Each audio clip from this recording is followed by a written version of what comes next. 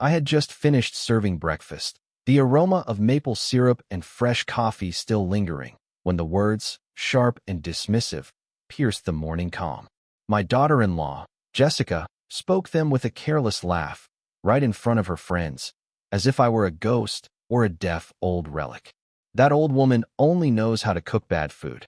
Honestly, I don't know how I put up with her. A ripple of polite, then increasingly confident, laughter spread among her friends. My own smile, a practiced mask I'd worn for 2 years, felt brittle on my lips. My hands, still warm from pouring coffee, instinctively tightened. I said nothing.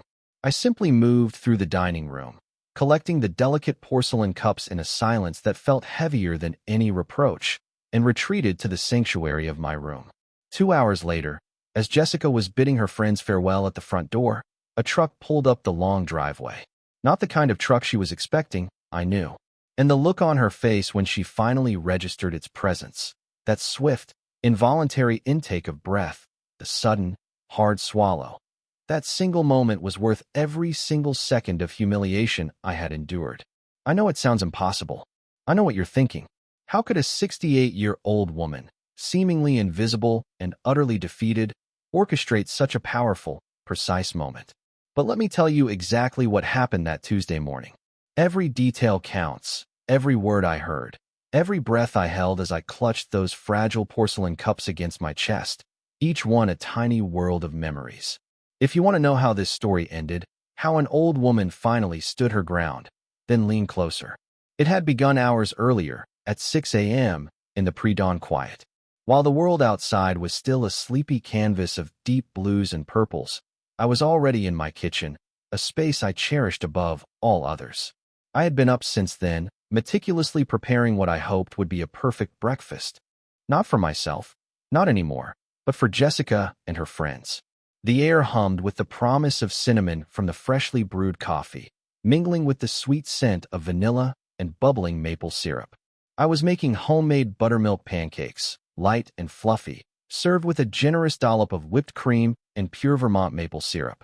Alongside, scrambled eggs, golden and creamy, studded with sharp cheddar cheese and fresh chives from Michael's Herb Garden. And for a touch of indulgence, pastries I'd picked up from Grandpa Joe's Bakery, the one 4 blocks away that opens its doors before the first hint of sunrise, its warmth a beacon in the lingering darkness.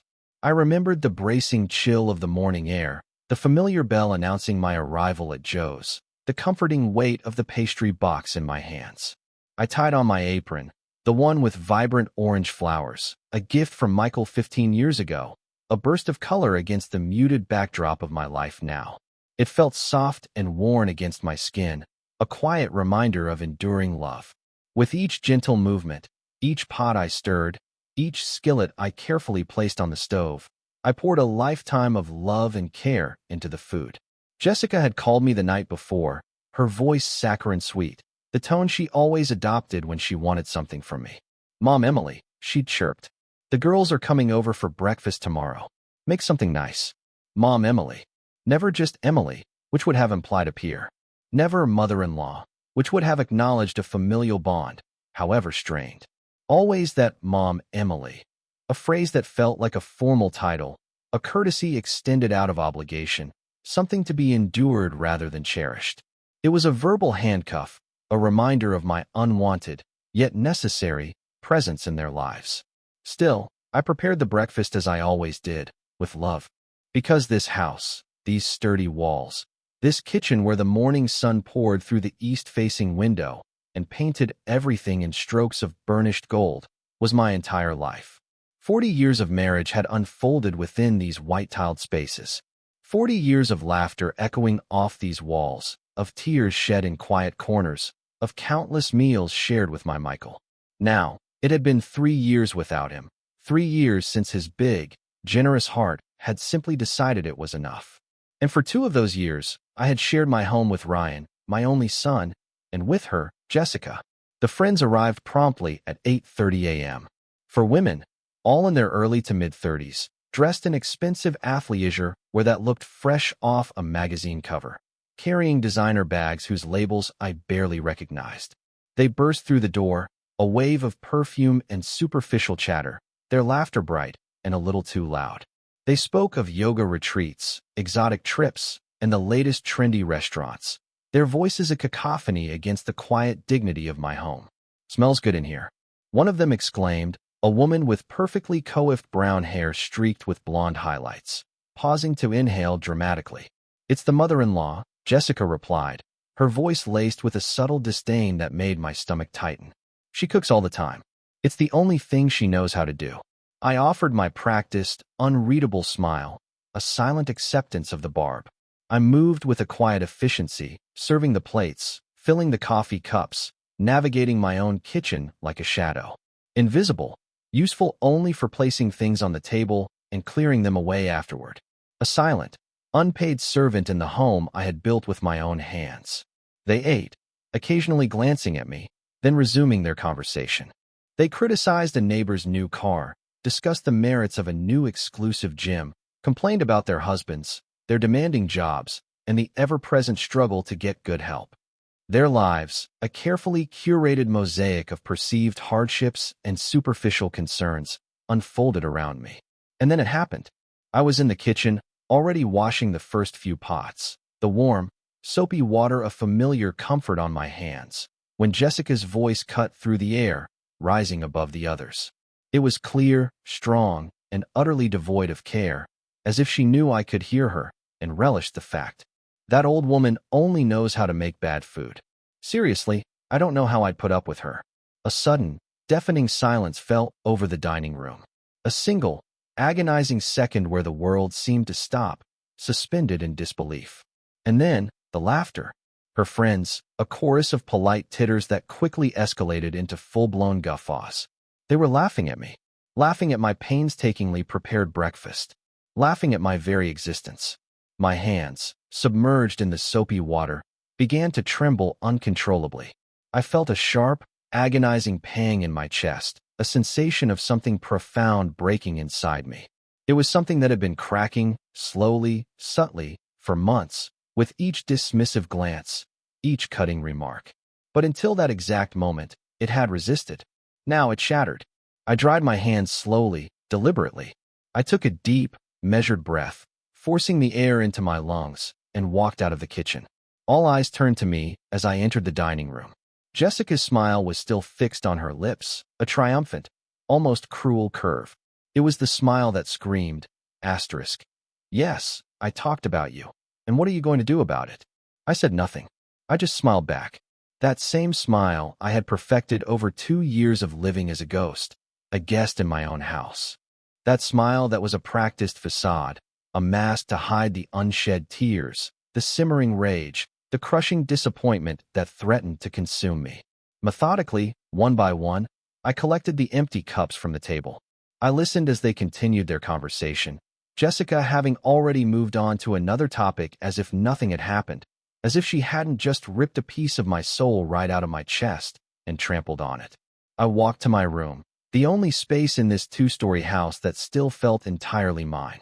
This house, built with the sweat of my brow and the unwavering love of my husband, Michael. I closed the door softly behind me, and then, only then, did the smile finally drop from my face. It felt as if a heavy weight had been lifted, revealing the raw ache beneath. I sat on the edge of my bed, the very bed where Michael and I had slept for decades, where we had dreamed and planned and comforted each other. I gazed out the window. The jacaranda trees on the street were in full bloom, their vibrant purple flowers a breathtaking, beautiful spectacle, utterly indifferent to the profound pain blossoming in my chest. My fingers instinctively went to the pearl necklace I always wore, the one Michael had given me on our 35th anniversary. "For the woman who built this home with me," he had whispered that night, his eyes shining with adoration and pride.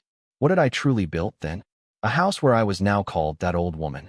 A home where my own daughter-in-law humiliated me in front of strangers? No tears came.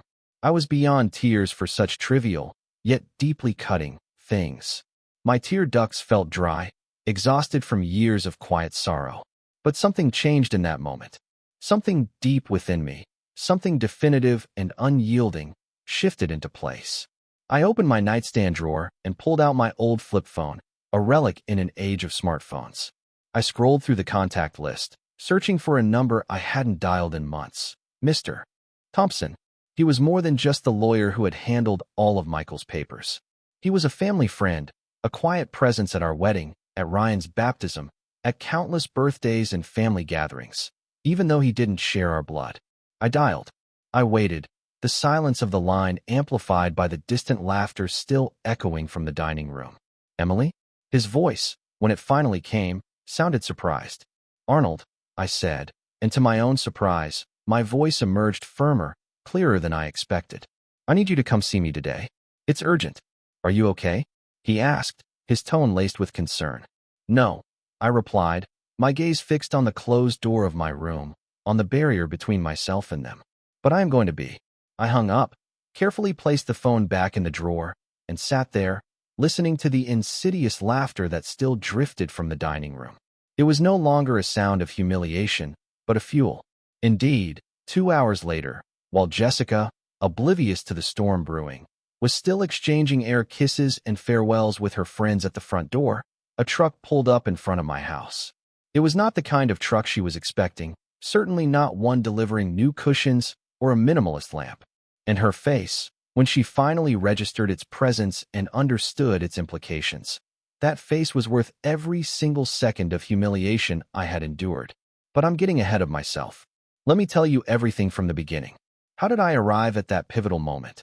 How did a 68-year-old widow, seemingly defeated and invisible, silently plan the most important strategic move of her entire life? Because what Jessica didn't know was something very simple, yet utterly crucial. I built that house. I held the deed. And I was about to remind everyone exactly who Emily Parker really was. To truly understand what unfolded that fateful Tuesday, you need to know the history of this house. It is not just a property, a mere collection of walls and a roof. This house is the living testimony of 40 years of sacrifice, of enduring love, of dreams painstakingly achieved through relentless hard work. I met Michael when I was a spirited 23-year-old. He was a hard-working mechanic at a bustling downtown shop, his hands perpetually stained with grease, but his eyes always twinkling. I, on the other hand, was selling homemade sandwiches from a small cart on the corner of Oak Street, rain or shine. Our paths crossed on a particularly dreary, rainy afternoon. He approached my cart, not to buy a sandwich, but to offer me his umbrella. "Your sandwiches are going to get wet," he said, a crooked, endearing smile playing on his lips. It was that smile, a perfect blend of shyness and charm, that would make me fall in love 1,000 times over. 6 months later, we were married in a simple, heartfelt ceremony at the local courthouse, with only a handful of family and friends present. We rented a cramped room in a working-class neighborhood, sharing a single bathroom with 3 other families down the hall. We cooked our meager meals on a temperamental electric hot plate, our kitchen a corner of our small room. But my God, we were happy. We were so happy. Someday, Michael would whisper to me as we counted our coins before sleep, our hands intertwined. We are going to have our own house. With a garden. With space for our children to run free. And we worked for that dream like mad. Michael started pulling double shifts at the shop, often not returning until late at night, smelling of oil and effort. I continued selling sandwiches, but I also began sewing clothes on commission, often working until dawn with my old Singer machine, the same sturdy machine my mother had used. My fingers, pricked and calloused, would sometimes bleed from the relentless hours of stitching, but every single dollar I earned went straight into the dented coffee tin where we meticulously kept our savings. It was a shared ritual of hope and sacrifice. It took us 12 long years. 12 years of unwavering sacrifice, of foregoing luxuries, of never going to the movies, of making do with old clothes, of saving every single penny as if it were pure gold. And then, in the glorious year of 1983, we finally bought this modest lot in Riverwood Valley. It was smaller back then, just 2,000 square feet, but it was ours. Truly, unequivocally ours. The day we signed the deed, a moment etched forever in my memory, Michael scooped me into his arms, spinning me around in a joyous dance. "You're crazy. The neighbors are going to see us." I protested, laughing, my arms around his neck. He just laughed, a deep, booming sound that filled the air. "Let them see us. I want the whole world to know that this woman, and I are going to build something big here. And we did. We built the house ourselves. Well, Michael did most of the heavy lifting, with the help of two kind friends who were masons. I contributed too, making hearty food for everyone, carrying bricks until my arms ached, mixing cement until my shoulders burned. I was 29 years old, and I discovered a strength within me I never knew I possessed. Ryan's pregnancy was barely showing then, a faint, sweet secret within me. But even with him growing in my womb for 4 months, the house began to rise.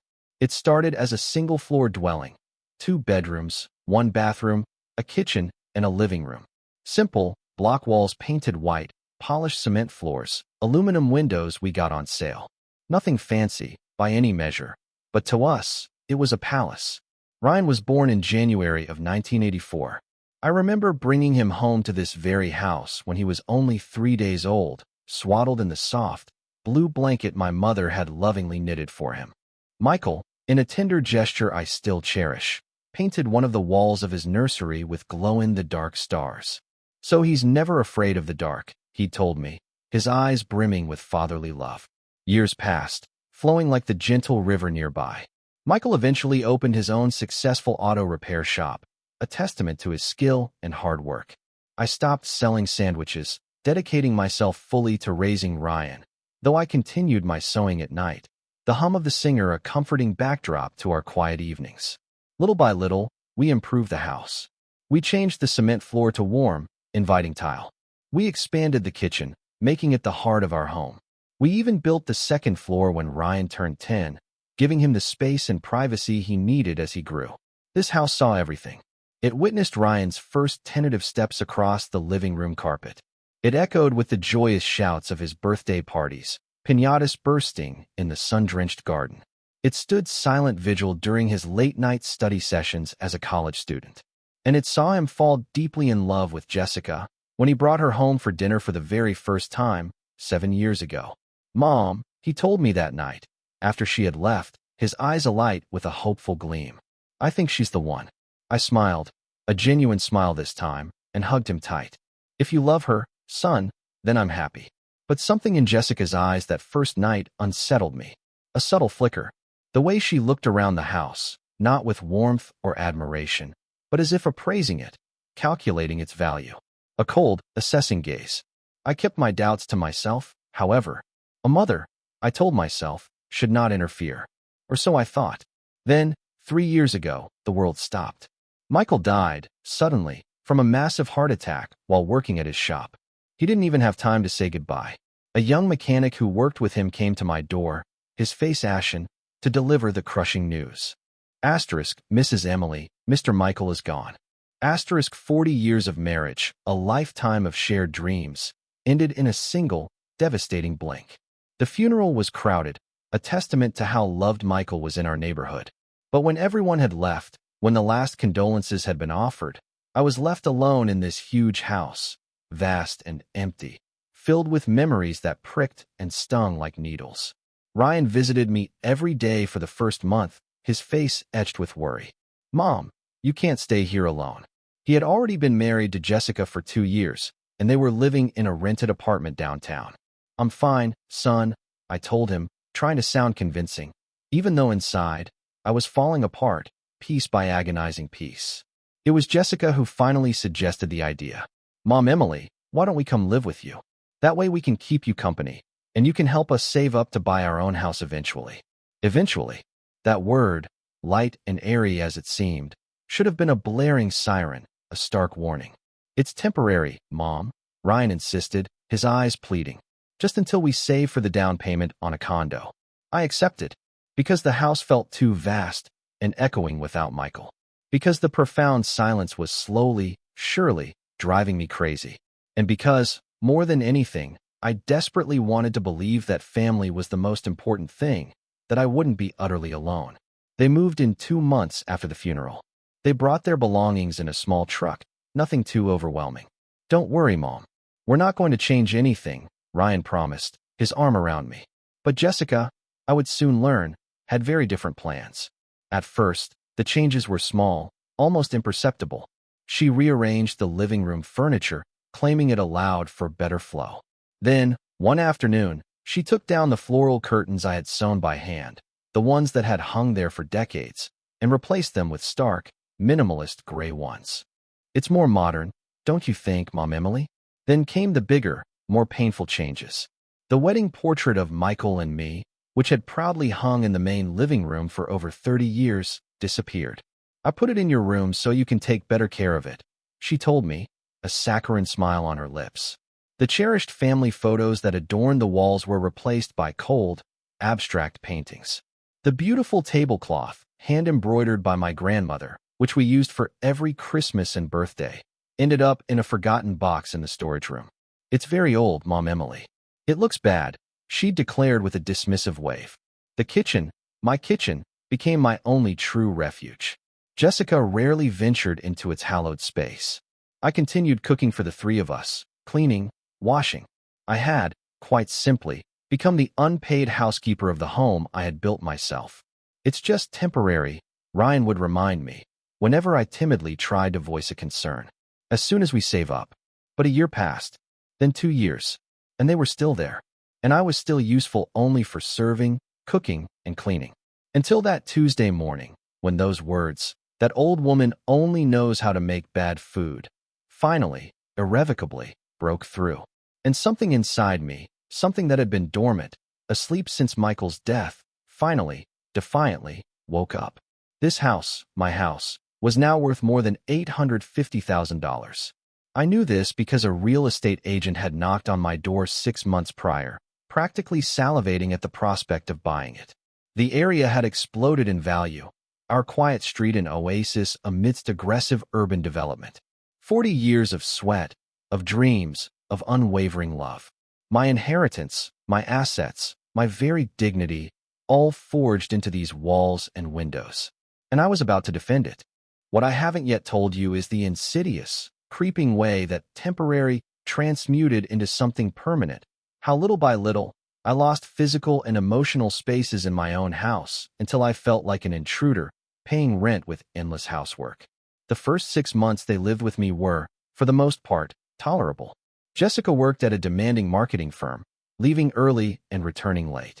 Ryan continued with his job at a systems company. I had my routines, my solace. I cleaned in the mornings, cooked nourishing meals, watched my favorite soap operas in the afternoons, and faithfully watered the plants in the garden Michael had planted with such care. There was still a semblance of peace. But after the first year, something shifted. Jessica quit her job. "I'm exhausted, Mom Emily. I need a break to find myself," she announced to Ryan, as if this were the most natural, unburdened decision in the world. My son, always so accommodating, so eager to please her, simply nodded. "It's okay, honey. I can support the expenses for a while." That for a while stretched into a year and a half. And with Jessica at home all day, things deteriorated rapidly. She began to redecorate, relentlessly. Every week, she would arrive with oversized bags from expensive stores, overflowing with new cushions, sleek modern lamps, mirrors framed in glittering gold. "This house needs updating, Mom Emily," she'd say with a dismissive wave of her hand. "It looks like we live in the 80s. I pressed my lips together, swallowing my protests. I said nothing. Those 80s pieces she found so outdated. That sturdy wooden living room set, for instance, Michael and I had paid for in installments over 2 years, each payment a small sacrifice, each piece imbued with the memory of our shared effort. Then came the day I returned from grocery shopping to find the mahogany bookshelf in the study. The very one Michael had built with his own hands had simply vanished. In its place stood a cold, minimalist white desk, sterile and foreign. "Where is Michael's bookshelf?"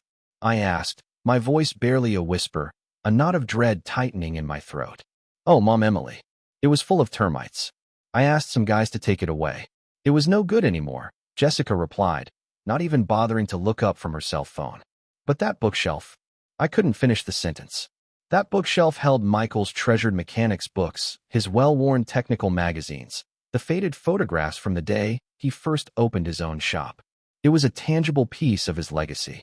"I already bought you a new one," she said, pointing to a cheap melamine shelf tucked into a corner, more functional. That night, I cried in my room. I cried for that bookshelf, for Michael, for the unbearable feeling of being so utterly small and powerless in my own house.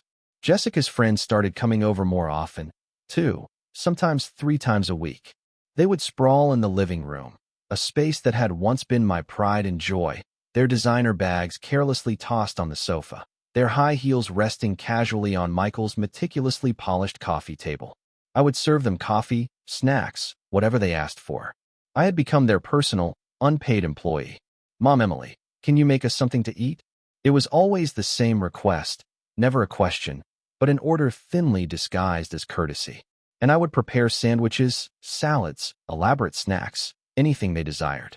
They would then proceed to criticize my efforts amidst laughter. "Oh, it's too greasy. I don't eat carbs anymore. Do you have anything lighter?" But that wasn't the worst of it. The worst was seeing them look at my house with evaluating eyes, listening to their hushed comments when they thought I wasn't listening. "This area is super expensive now. Your mother-in-law has a gold mine here, and she lives alone.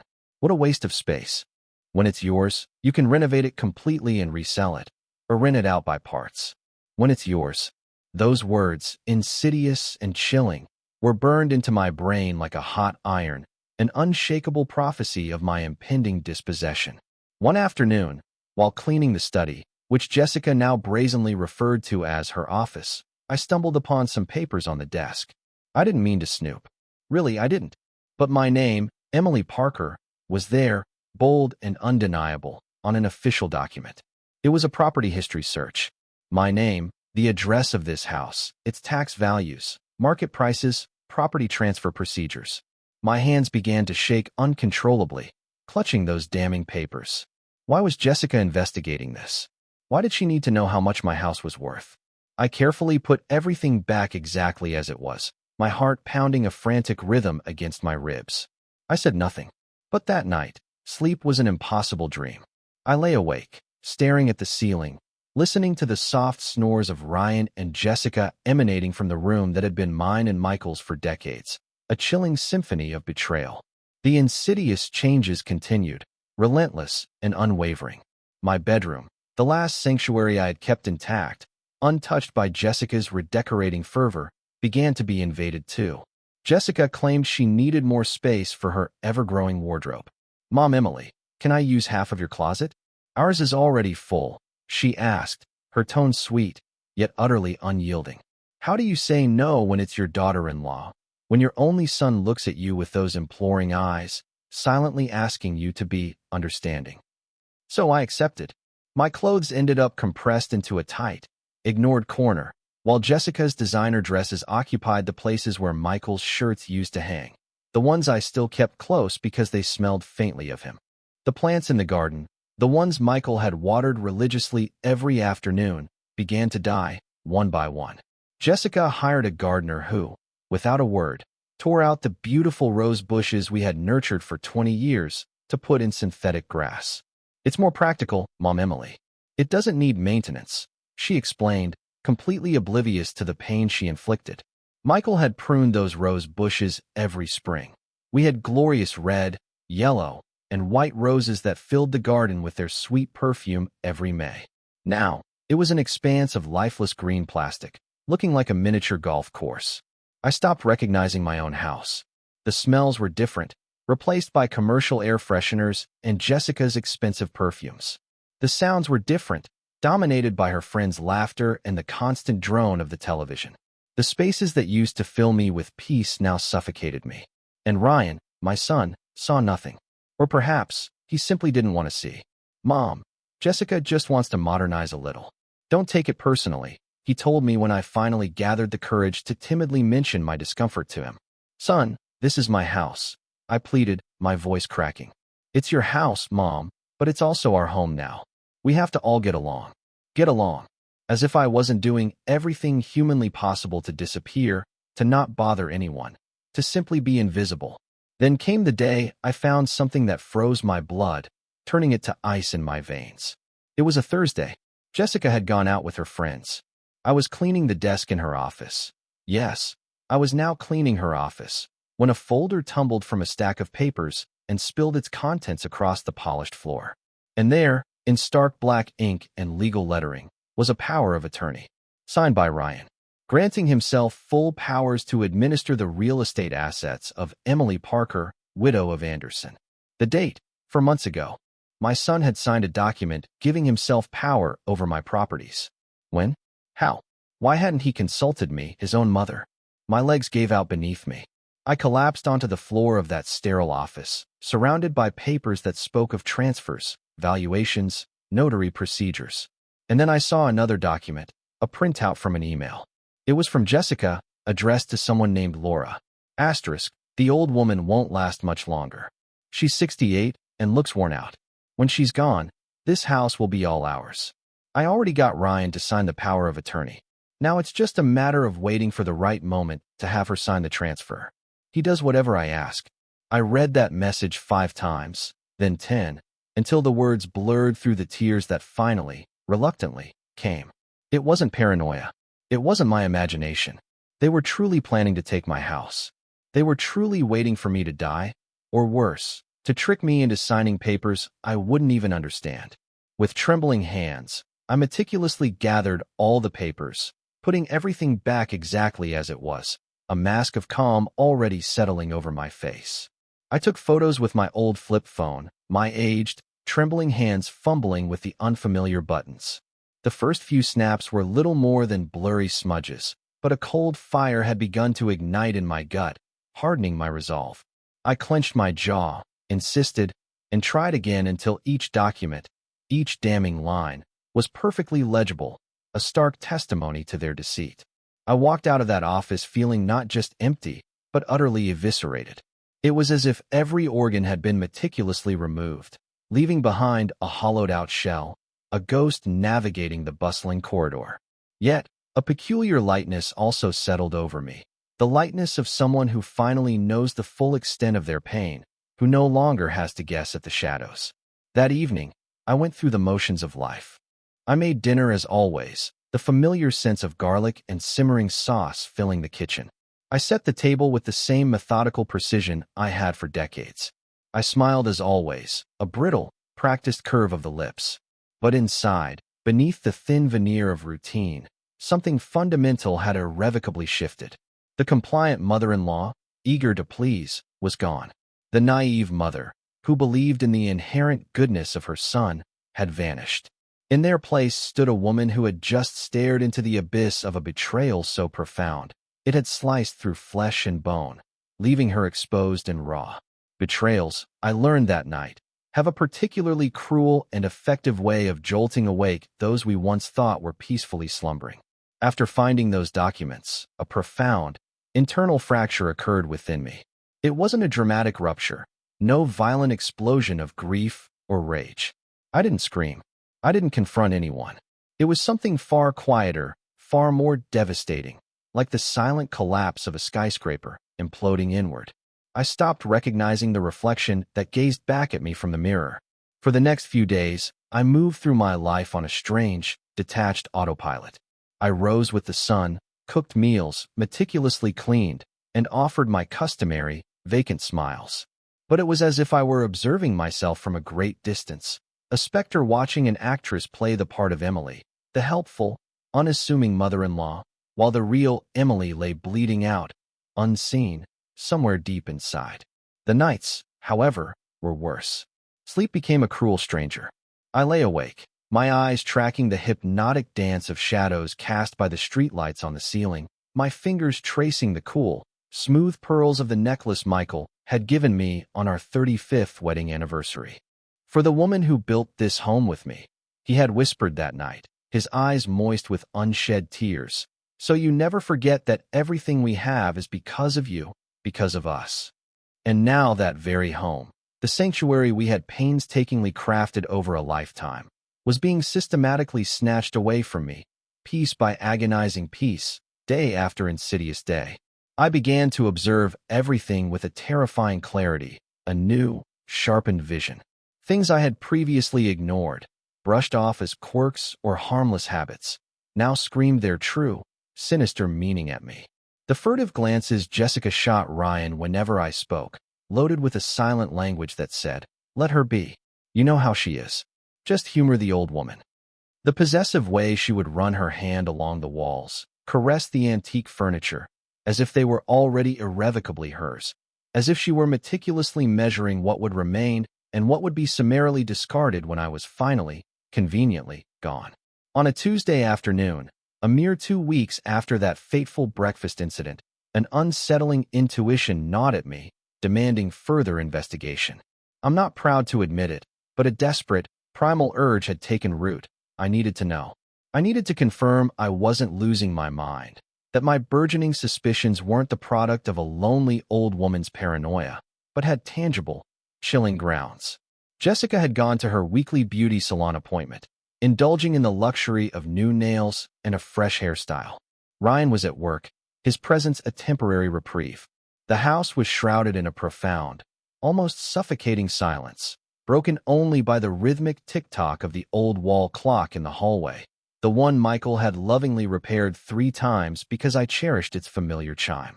With my heart hammering against my ribs, a wild drumbeat of fear and burgeoning defiance, I walked back into the office. My hands, despite my newfound resolve, still trembled as I opened the desk drawers, pulling them wide. Folders, receipts, invoices for purchases I had never authorized, expenses I had never seen. A receipt from a high-end jewelry store, an eye-watering $5,000 for a white gold bracelet. Another from an exclusive spa, $2,000 for a complete facial rejuvenation package. Receipts from ridiculously expensive restaurants, places Michael and I had only dreamed of. Evidence of trips to Cabo, holidays I hadn't known they had taken, glamorous getaways, all charged to a credit card that, as I soon discovered on yet another paper, was linked to the very account where Ryan deposited money monthly for our supposed household expenses. But these weren't household expenses. These were Jessica's extravagant whims, funded by what I now realized was my money. I kept looking, a cold dread coiling tighter in my stomach, and then I found something that utterly knocked the wind out of me.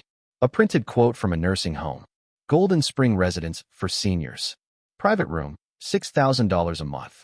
Full package with medical care, $8,000.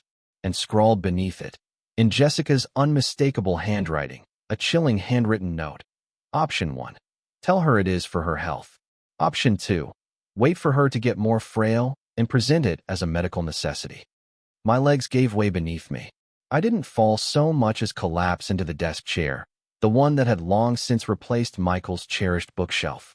And then, the tears came. Uncontrollable, searing tears of shock, anguish, and a crushing sense of betrayal.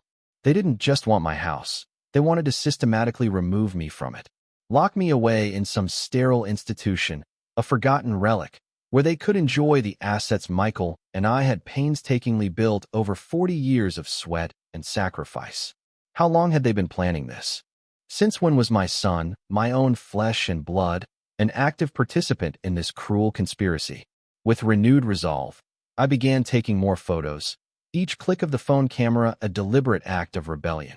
Every document, every receipt, every incriminating piece of paper that proved what they were doing.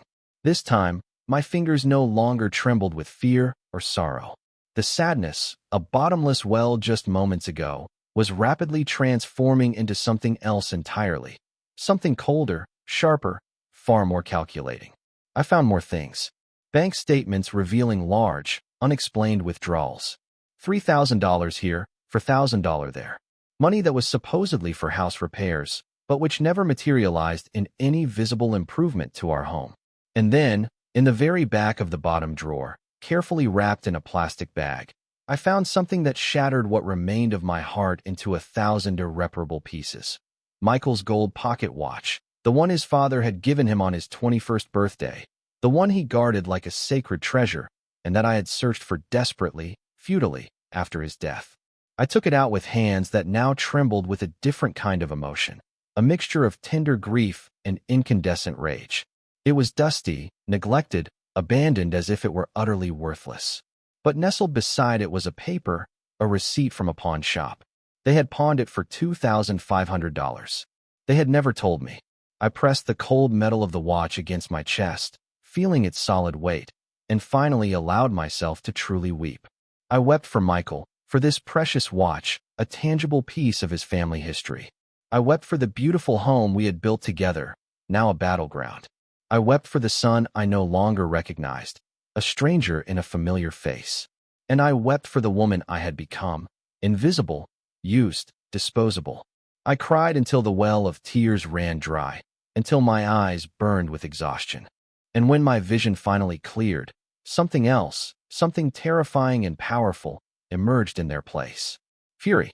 Not the explosive, uncontrolled fury that screams and throws things. No, this was a cold, quiet fury. A fury that thinks, that plans, that patiently waits for the precise, inevitable moment to act. I wiped my face with the back of my hand, a gesture of finality. I carefully placed the watch in the pocket of my apron, its weight a comforting anchor. I meticulously rearranged the entire desk, putting everything back exactly as it was, leaving no trace of my intrusion. I closed the drawers, turned off the light. And when Jessica returned that afternoon, her hair freshly styled, her nails painted a vibrant, defiant red, I was already in the kitchen, apron on, the comforting aroma of dinner simmering on the stove, smiling, outwardly subservient, apparently utterly defeated. "Smells good, Mom Emily," she chirped, barely glancing up from her cell phone. "They're your favorites," I replied, my voice sweet, honeyed. "Chicken pot pie?" She murmured something distracted and headed straight for her room, already lost in her digital world. I continued cooking, stirring the creamy sauce with a wooden spoon, but inside my head, the disparate pieces of a complex plan began to click into place, forming a coherent, formidable whole. Because if I had learned anything in 68 years of life, it was this: patience is a weapon, silence is a strategy, and underestimation, a fatal flaw, is the biggest mistake anyone can ever make. They had grievously underestimated me. They had treated me like a stupid old woman who understood nothing, who would sign whatever was put in front of her, who would meekly go to a nursing home when suggested, for her own good. That night, long after the house had fallen silent and everyone was deeply asleep, I took out my old cell phone. I dialed Mr. Thompson's number again, the numbers etched into my memory. A few rings, then his familiar, slightly gravelly voice. "Emily, what happened? You left me worried the other day." "Arnold," I said quietly, my voice steady despite the tremor in my soul, as I sat on my bed, Michael's watch clutched tightly in my hands. "I need to know exactly what rights I have over this property. And I need to know what validity a power of attorney has that my son signed without my consent." There was a pregnant silence on the other end of the line, a long pause that spoke volumes. Then, his voice, when it came, was grave, serious. "Tell me everything from the beginning." And so I did. I recounted every detail, leaving nothing out. The documents, their chilling plans, the nursing home quote, the pawned watch, the frivolous invoices, the countless humiliations. My voice remained remarkably steady, even though my heart ached with a pain that felt ancient. "Emily," he said finally, his voice laced with an almost paternal concern, "that house is solely in your name. Michael was very clear in his will, and that power of attorney, if it was obtained under deception or without explaining the full scope to you, can absolutely be challenged." "What can I do?" I whispered, the first glimmer of hope blooming in the darkness. "What do you want to do?" he asked, throwing the choice back to me. I looked around my room, the only space in this house that still retained some semblance of my true essence. The familiar furniture Michael and I had painstakingly chosen together. The cherished photographs Jessica hadn't yet managed to remove. The comforting, familiar scent of my perfume mingled with decades of memories. "I want my house back," I said, my voice gaining strength with each word. "I want my dignity back. I want my son to see, truly see, what he has allowed to happen. And I want Jessica to learn that I am not the stupid old woman she thinks I am." Mr. Thompson remained silent for a moment, absorbing my words. Then he spoke, his voice filled with renewed purpose. "Then we need to act with intelligence, Emily. Do you have evidence of everything you told me? Photos, documents, receipts, everything?" "Yes," I affirmed, a fierce certainty in my tone. "Good. Tomorrow at 2 o'clock in the afternoon, when you know they are out of the house, I am coming to your house with a notary. We are going to review everything, and we are going to prepare a solid legal plan." I hung up the phone feeling profoundly different, impossibly lighter, as if after months of carrying the entire world on my shoulders, someone else had finally, mercifully, stepped forward to share the crushing weight. That night, for the first time in weeks, I slept deeply and dreamlessly. And I dreamed of Michael. We were in the garden, bathed in golden light, the rose bushes still bursting with vibrant blooms. He held my hand, his touch warm and reassuring, and whispered, "You were never weak, Emily. You were just waiting for the right moment." I woke with the sunrise, a profound sense of clarity washing over me. And I knew, with every fiber of my being, that moment had finally arrived. Mr. Thompson arrived precisely at 2 o'clock in the afternoon the next day. I watched him from my bedroom window, a 72-year-old man, with a distinguished mane of gray hair, carrying his worn leather briefcase that I had known for 30 years. He was accompanied by a young woman with sharp, intelligent eyes behind her glasses, dressed in a crisp, gray-tailored suit. The notary, I mused, her presence a tangible sign of the impending battle. Jessica, true to form, had gone out to lunch with her friends, indulging in frivolous gossip and expensive salads. Ryan was at work, immersed in his predictable schedule until 7. I had planned every detail of this meeting with a meticulous precision I had never before applied to anything in my life. I opened the front door just before they had a chance to ring the bell. Emily, Mr. Thompson enveloped me in a warm, fatherly hug, the kind he had always given me, a comforting gesture that spoke of decades of unwavering friendship. "Are you okay?" "Now I am," I replied, and the words, surprisingly, were profoundly true. For the first time in months, I felt a resurgence of something resembling control, a fragile but potent sense of agency. The notary introduced herself as Monica Harris. She was about 40 years old, and her gaze was incredibly sharp, missing nothing, evaluating everything. I liked her immediately. There was no pity in her eyes, only a formidable, reassuring professionalism. I led them into the living room. My living room, even though I barely recognized it with all of Jessica's intrusive changes, and offered them coffee. Mr. Thompson declined with a gentle wave of his hand. "Later, Emily," he said kindly. "Let's talk first." I took out my cell phone and, with a new steadiness in my hands, showed them all the photos I had taken, the documents related to the property, the insidious power of attorney signed by Ryan, the incriminating bank statements with their unexplained withdrawals, the damning nursing home quote with Jessica's chilling handwritten notes, the receipt for the pawned watch. Monica, her face a mask of concentrated professionalism, began taking meticulous notes on her tablet. Her expression hardened noticeably as she reviewed each image, her brow furrowing with each revelation. "Do you have the physical documents?" she asked, without looking up from her screen. "They are in the study. I can bring them." "Do it, please," she instructed, her voice calm but firm. I went for the papers, my heart now beating hard with anticipation, not fear. Every step I took through this house felt profoundly different. I was no longer walking like the tolerated mother-in-law, tiptoeing around, afraid to disturb. I walked like the owner I had always been, reclaiming my space with each deliberate stride. When I returned with the full folder, Mr. Thompson had already taken other documents out of his worn briefcase. "Emily, before Michael died, he came to see me," Mr. Thompson began, his voice soft, almost reverent. "You know, I handled all his legal affairs for decades." He extended a manila envelope, sealed with an official notary stamp. He left me this with specific instructions. "If you ever feel Emily is in an irregular situation," he told me, "especially related to the house, open it." I stared at that envelope as if it were a direct message from the beyond, a spectral warning from my beloved husband, because that was precisely what it was. Michael knew. Michael was an incredibly observant man, astute and keenly aware of human nature. He may not have known the specific nature of what might happen, but he knew the value of what you two had built together, and he knew the treacherous currents of human greed. Mr. Thompson carefully, almost tenderly, opened the envelope. "This is a notarized declaration he made 3 months before dying," Mr. Thompson explained, his voice thick with emotion. "It clearly states that this property must remain solely in your name, that any attempt at transfer, sale, or modification of deeds must have your full and conscious authorization, preferably with my legal advice present." Tears, warm and cleansing, began to roll down my cheeks.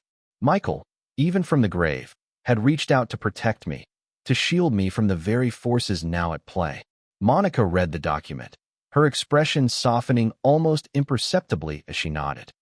"This is solid, Emily," she said, her voice filled with respect. "Very solid." She then lifted the power of attorney Ryan had signed, holding it with an unmistakable air of disdain. "And this power of attorney your son signed," she continued, "it is questionable at best. It says it is for managing assets. But if you never specifically authorized that administration, if the full scope wasn't explained to you, and if there is clear evidence it is being used against your interests, we can annul it." "How long would it take?" I asked, wiping my tears with the back of my hand, a growing urgency in my voice. "With the documentation you have, and especially with the backing of your husband's document, we can do it in 72 hours, Monica replied. Then she leaned forward, her sharp gaze meeting mine. "But Emily, I need you to understand something. Once we start this, there is no going back. Your daughter-in-law will see it as a full-blown declaration of war. Possibly your son, too."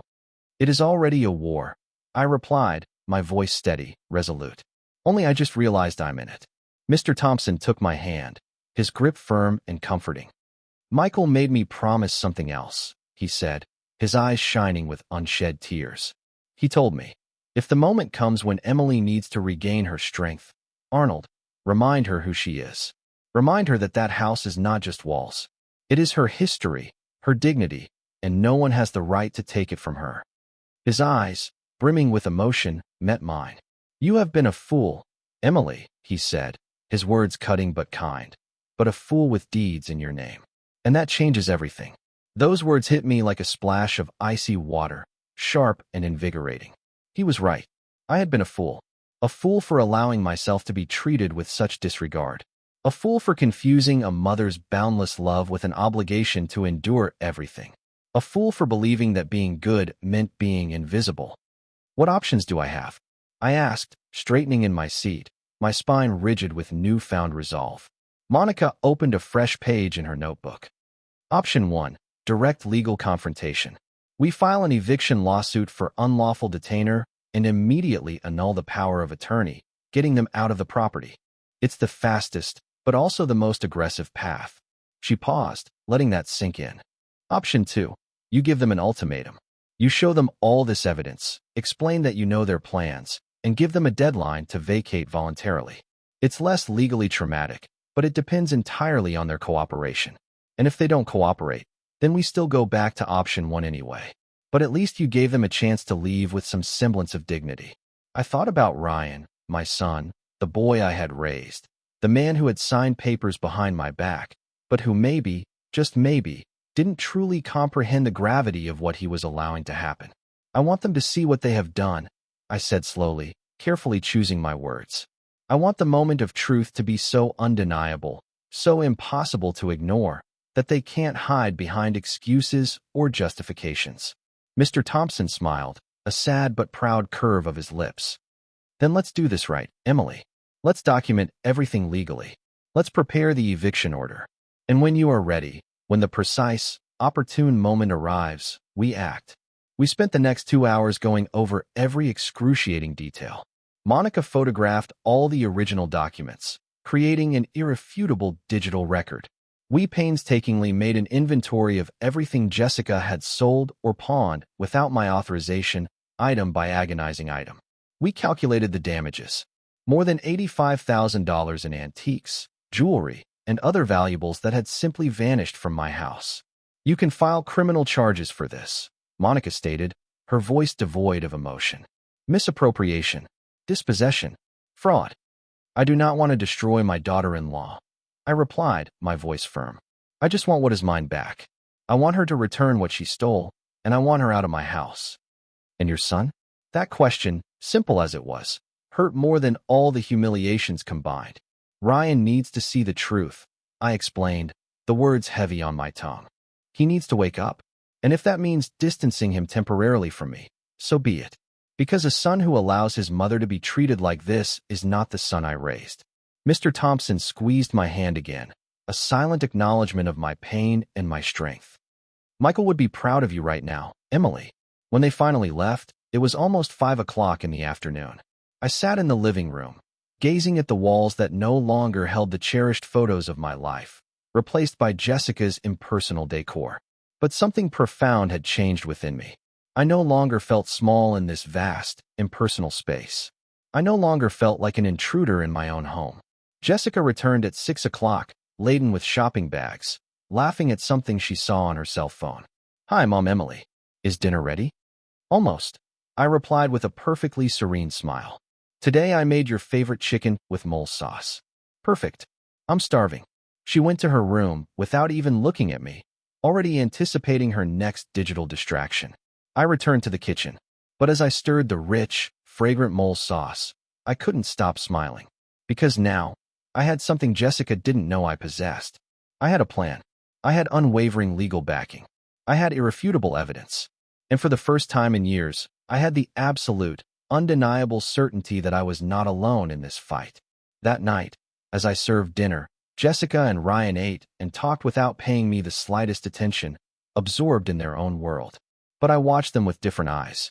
I watched them like someone who holds a powerful, closely guarded secret, like someone with an ace tucked firmly up their sleeve, like someone about to change the entire game completely. "Mom, the chicken is delicious," Ryan said, his mouth full, his compliment a casual afterthought.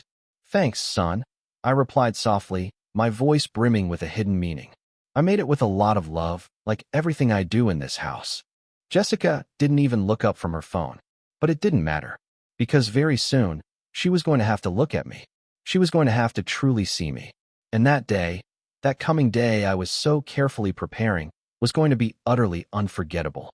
I went to sleep that night with Michael's watch on my nightstand. I had cleaned it carefully, removing the dust of neglect, polishing the glass until it gleamed. It shone now under the soft lamplight, a beacon of hope and remembrance. "Not long now, love," I whispered, gently touching the cool glass of the watch face. "Not long now until I recover what is ours." And for the first time in 3 years, I felt Michael listening to me, approving, being there, guiding me toward the moment I would finally stand up and say, "Enough." The next few days, I underwent a profound metamorphosis, becoming someone I never thought I would be. A detective in my own house. But not a clumsy, obvious detective, no. I became careful, meticulous, utterly invisible in a completely new, weaponized way. My invisibility, once a curse, was now my most potent weapon. I began to document everything. Every furtive movement, every unexplained expense, every suspicious visitor. I carried a small notebook, carefully hidden in my apron pocket, where I meticulously wrote down times, snippets of conversations, seemingly insignificant details I would have dismissed before. Mr. Thompson had stressed, "The more evidence we have, the stronger the case will be. We cannot leave room for doubt." So I left none. I soon discovered Jessica had been brazenly selling things online for months.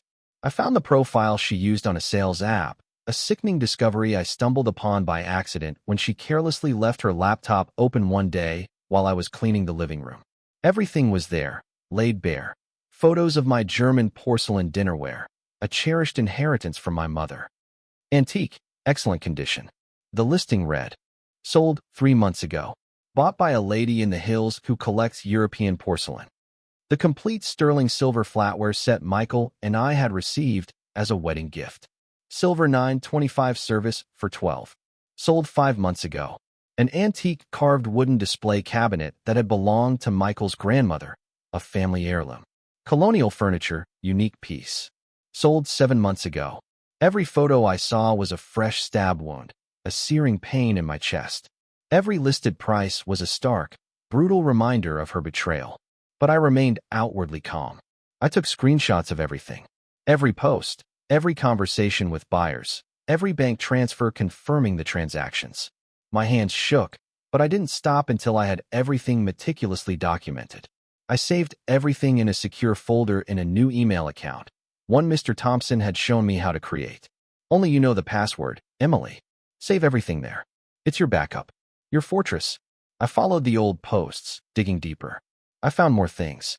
A wall clock that had belonged to my mother-in-law, a bronze candelabra set, a valuable collection of old coins Michael had painstakingly gathered for years. All sold.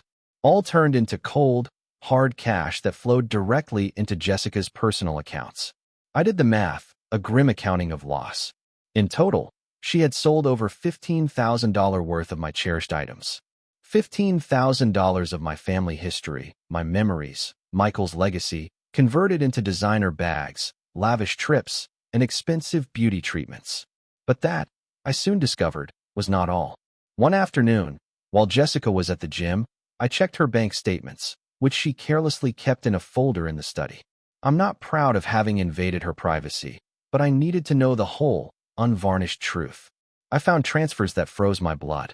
Large withdrawals from the joint account she and Ryan supposedly used for household expenses. $3,000 kitchen remodeling. But the kitchen remained exactly the same as always, worn but functional. $4,000 waterproofing repair. But the roof had never had any problems, not a single leak. $6,000 electrical wiring change. But the cables and outlets were the very same ones Michael had installed decades ago. Ghost work after ghost work. Money that was supposedly to improve the house, but which never materialized in any real, tangible improvement. Where had all that money gone? I kept investigating, a cold certainty guiding my fingers, and I found the answer in a discreet envelope, tucked away behind some purely decorative books Jessica had placed on the shelf. Quotes for luxury condos. In the West End. In downtown. In the hills. Expensive, opulent condos with prices ranging between $400,000 and $600,000. And nestled among them, a final, devastating handwritten note in Jessica's familiar script. When we have the house free, we sell it for $850,000. We pay off one of these condos and have money left to invest. Ryan agrees. Just need to convince the old woman to go to the nursing home for her own good. I had to sit down, the words spinning before my eyes. The full, monstrous scope of their betrayal laid bare. My legs betrayed me, suddenly buckling beneath my weight. It wasn't merely the shock of their brazen desire for my house. It was the chilling precision of their plans. They had already meticulously mapped out the destiny of my life savings, the future of every asset Michael and I had tirelessly accumulated over 40 years. And Ryan, my son, my only son, the boy born within these very walls, who had grown from a toddler into a man under this roof, who had stood before his father's coffin and promised to always protect me, had agreed. The full, monstrous scope of their betrayal laid bare. My hands shook as I reached for my phone, instinctively capturing every quote, every handwritten note, every damning piece of paper that proved their calculated intentions. That night, sleep was an impossible luxury. I sat on the edge of my bed, Michael's heavy gold watch clasped in my trembling hands, tears streaming silently down my face. They weren't for me, not truly. They were for him, for Michael, who had toiled until his very last breath to secure a dignified future for me, only for his own flesh and blood to attempt to snatch it away. The cold, metallic tick-tock of his watch felt like a heartbeat in my palm, a steady rhythm against the chaos in my soul. But then, the tears dried, replaced by a prickle of alarm. Just after 2 a.m., I heard it, the hushed murmur of voices in the hallway, Jessica and Ryan, attempting to whisper. Yet, I knew this old house intimately. Its walls, aged and thin, were my allies. I knew precisely where sounds amplified, where secrets were unwittingly broadcast. Slipping from my bed, I crept towards my bedroom door, moving with an almost primal stealth. It won't last much longer, Jessica was saying, her voice a low, predatory hum. Look at her hands. See how they shake. And the other day, she got completely confused about the street when she went to the market. Mom is fine, Jessica, Ryan replied, his voice laced with a faint, uneasy protest. She's just getting old. Exactly. A sharp, triumphant edge entered Jessica's tone. She's getting old, and this house is far too big for her. What if she falls? If she has an accident, would that be our legal responsibility? I don't know. I feel bad talking about this, Ryan stammered, his discomfort palpable. Ryan, don't be naive. We are doing this for her, too. In the nursing home, she'd be better cared for, and we could finally start our own life without having to worry about her all the time. And if she says no, then we use the power of attorney. You're the one who manages her assets. Now, you can make decisions for her well-being. Mr. Jack confirmed it to me. Mr. Jack. The name was a venomous whisper in my mind. Who was this shadowy figure? Likely some unscrupulous lawyer, a professional accomplice who had coached them on the finer points of legal dispossession. It still seems wrong to me. Ryan's voice, weak and full of doubt, drifted through the thin wood. Your mom had her life. She built her house, raised her son. Now it's her turn to rest, and it's our turn to live. Don't be selfish, honey. Think about our future, about the children we're going to have. Do you want to raise them in a house that smells of old age and nostalgia? The silence that followed was suffocating. I held my breath, every fiber of my being praying for my son to find his voice, to defend me, to draw a line in the sand. Okay, he said, his surrender a dull thud against my heart. But do it carefully. I don't want her to suffer. She's not going to suffer, Jessica cooed, her voice sickeningly sweet. She's going to be in a nice place with people her age. It's best for everyone. I heard their footsteps recede, back to their room. The door clicked shut, sealing their conspiracy. I remained there in the dark, trembling from head to toe. Not from fear, but from a fury so profound, so unfamiliar, that it both shocked and invigorated me. It was a cold, pure rage, forging iron in my veins where only grief had resided. I returned to my bed, pulled out my cell phone, and with hands that no longer shook with despair but with purpose, typed a message to Mr. Thompson. Asterisk, even though it's dawn, I need us to speed up the process. I can't wait any longer. I need this to end soon. The reply came in less than 5 minutes. He wasn't sleeping either. Asterisk understood. Tomorrow at 10 a.m. in my office. Bring all the evidence. We are going to prepare the final strategy. I put the phone away and gazed at the ceiling, the shadows playing tricks in the faint light. In that moment, a profound decision solidified within me. I was no longer going to be the victim, the long-suffering mother-in-law who endured everything for the sake of a fragile peace. I was no longer going to allow them to treat my life, my very existence, as an obstacle in their selfish pursuit of comfort. I was going to fight, with every fiber of my being, with intelligence, with every legal tool at my disposal, and with a fierce strength I had forgotten I possessed. Emily Parker was back. The next day, I left the house precisely at 9 a.m. I'm going to the doctor, I called out, my voice carefully modulated to sound weary but unassuming. Jessica barely glanced up from her cell phone, already engrossed in her digital world. Ryan, predictably, had already left for work. Mr. Thompson's office was nestled downtown, in an old, stately building near the courthouse, its facade weathered by decades of legal battles. I climbed the grand, sweeping staircase slowly, each step a small victory. My knees weren't what they used to be, a testament to time and burdens, but my determination propelled me forward. Mr. Thompson and Monica were waiting, their faces grave but welcoming.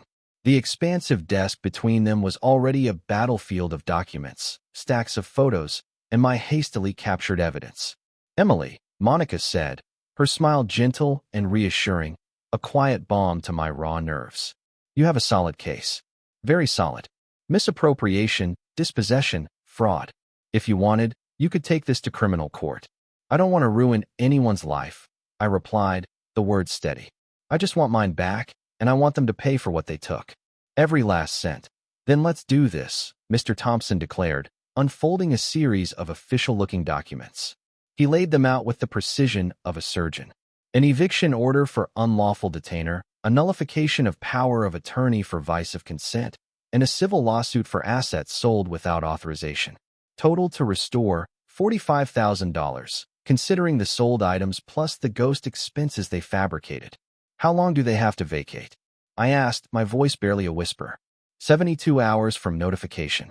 And when do we notify them? Mr. Thompson looked at me intently, his gaze piercing. When do you want to do it? My mind instantly replayed the breakfast scene from days ago, the callous laughter of Jessica's friends, the searing words, that old woman only knows how to make bad food. Then came the chilling echo of last night's whispers, their cold plans for the nursing home, their avaricious dreams of selling my house and starting their own life. A slow, cold resolve hardened in my chest. I want it to be public, I said, each word deliberate, heavy with intent. I want there to be witnesses. I want it to be impossible to deny or hide what they've done. Monica's smile widened, a glint of admiration in her eyes. What do you have in mind? And then I told them my plan, a strategy that had been meticulously forming in the quiet chambers of my mind for days, a plan that demanded perfect timing and absolute courage. When I finished explaining, Mr. Thompson whistled softly, a sound of genuine surprise. "You are sharper than I thought, Emily. 40 years of marriage to a smart mechanic taught me something," I said, a faint smile touching my lips. "Timing is everything. An engine works because every piece moves at the exact moment. This will be the same." I signed all the necessary documents, each stroke of the pen a step towards reclamation. Monica methodically prepared the orders. Mr. Thompson, ever the strategist, coordinated with the notary and even the judicial police, just in case backup was needed. "1 week," he said finally, looking at me with a nod. "In exactly 1 week, we execute." 1 week, I repeated, the words a silent prayer. For the first time in months, something akin to hope, fragile yet persistent, began to bloom in my chest. I returned home at 1 p.m. Jessica was sprawled on the living room sofa with 2 of her friends, their laughter echoing a brittle emptiness. They glanced up as I entered. "How did it go at the doctor, Mom Emily?" Jessica asked, her voice dripping with a cloying, false concern. "Fine," I replied, my smile unwavering. "He told me I'm strong as an oak, and that I'm going to live many more years." I watched her feigned smile tighten, her eyes hardening almost imperceptibly. "That's good," she said finally, forcing the words out. "That's good." But it wasn't good for her. And I knew it. I went to the kitchen to prepare coffee for her guests. As I poured the water into the machine, I couldn't help but smile. The clock was ticking, a relentless countdown. And when the moment arrived, when everything was finally ready, it was going to be glorious. The week that followed seemed to pass in slow motion and at lightning speed simultaneously. Each day I cooked, cleaned, and offered my saccharine smiles was one day less until the moment of truth. Every night, the hushed whispers of Jessica and Ryan planning their future in my house were not a torment, but fuel for my unwavering determination. Mr. Thompson called me daily, his voice a steady anchor. "Are you sure about this, Emily? We can still do it privately, less dramatic." "I am sure," I answered every time, without a flicker of doubt. "I need them to see. I need everyone to see." Wednesday afternoon, 5 days after our meeting, I approached Jessica with the sweetest voice I could conjure. "Jessica, on Saturday, I'd like to make a special breakfast for you and your friends. As an apology for being a burden sometimes." She looked up from her cell phone, genuinely surprised. Then, that familiar smile of hers appeared, the one she wore when she believed she had won something, a smirk veiled as pleasantry. "Really, Mom Emily? It's not necessary." "I insist," I said, feigning earnestness. "I want to do it. You always tell me my food isn't good, so I want to try to improve, make something special. Can you invite the same friends from the other day?" I saw the calculation in her eyes, the opportunity to humiliate me again in front of her social circle, to reaffirm her position as the undisputed lady of the house, while I remained merely the obsolete mother-in-law. "Okay," she said finally, her tone condescending. "I'll invite them." "What time?" "At 9 o'clock in the morning. And please tell them it's important to me that they all come." "Sure, what a nice gesture," she simpered, like someone praising a child's pathetic attempt at a drawing. The hook was set. That night, I called Mr. Thompson one last time. "Saturday, 9 in the morning. Everything ready." "Everything ready," he confirmed, his voice precise. "The notary will be there at 11 o'clock. The eviction order is signed. The judicial officers will be on standby, and the moving truck will arrive at 11:15. "Perfect. Emily, how do you feel?" he asked, a touch of genuine curiosity in his tone. I stayed silent for a moment, touching Michael's pearl necklace, its cool weight familiar against my skin. "I feel alive, Arnold. For the first time in 3 years, I feel completely alive." On Friday, I bought every single ingredient for the breakfast. I spent $300 from my own pension, a sum I normally guarded meticulously. I didn't ask Ryan for a cent. I wanted every berry, every cut of bacon, every grain of coffee to be mine, pure and untainted by their money. I bought the freshest berries from the farmer's market, the best artisanal cheese pastries from Grandpa Joe's bakery, organic coffee with a rich, earthy aroma. I was going to cook like never before, because this was not going to be just a breakfast. It was going to be a statement. Saturday, I rose at 5 a.m. I took a long, luxurious bath, letting the warm water wash away years of accumulated resentment and doubt.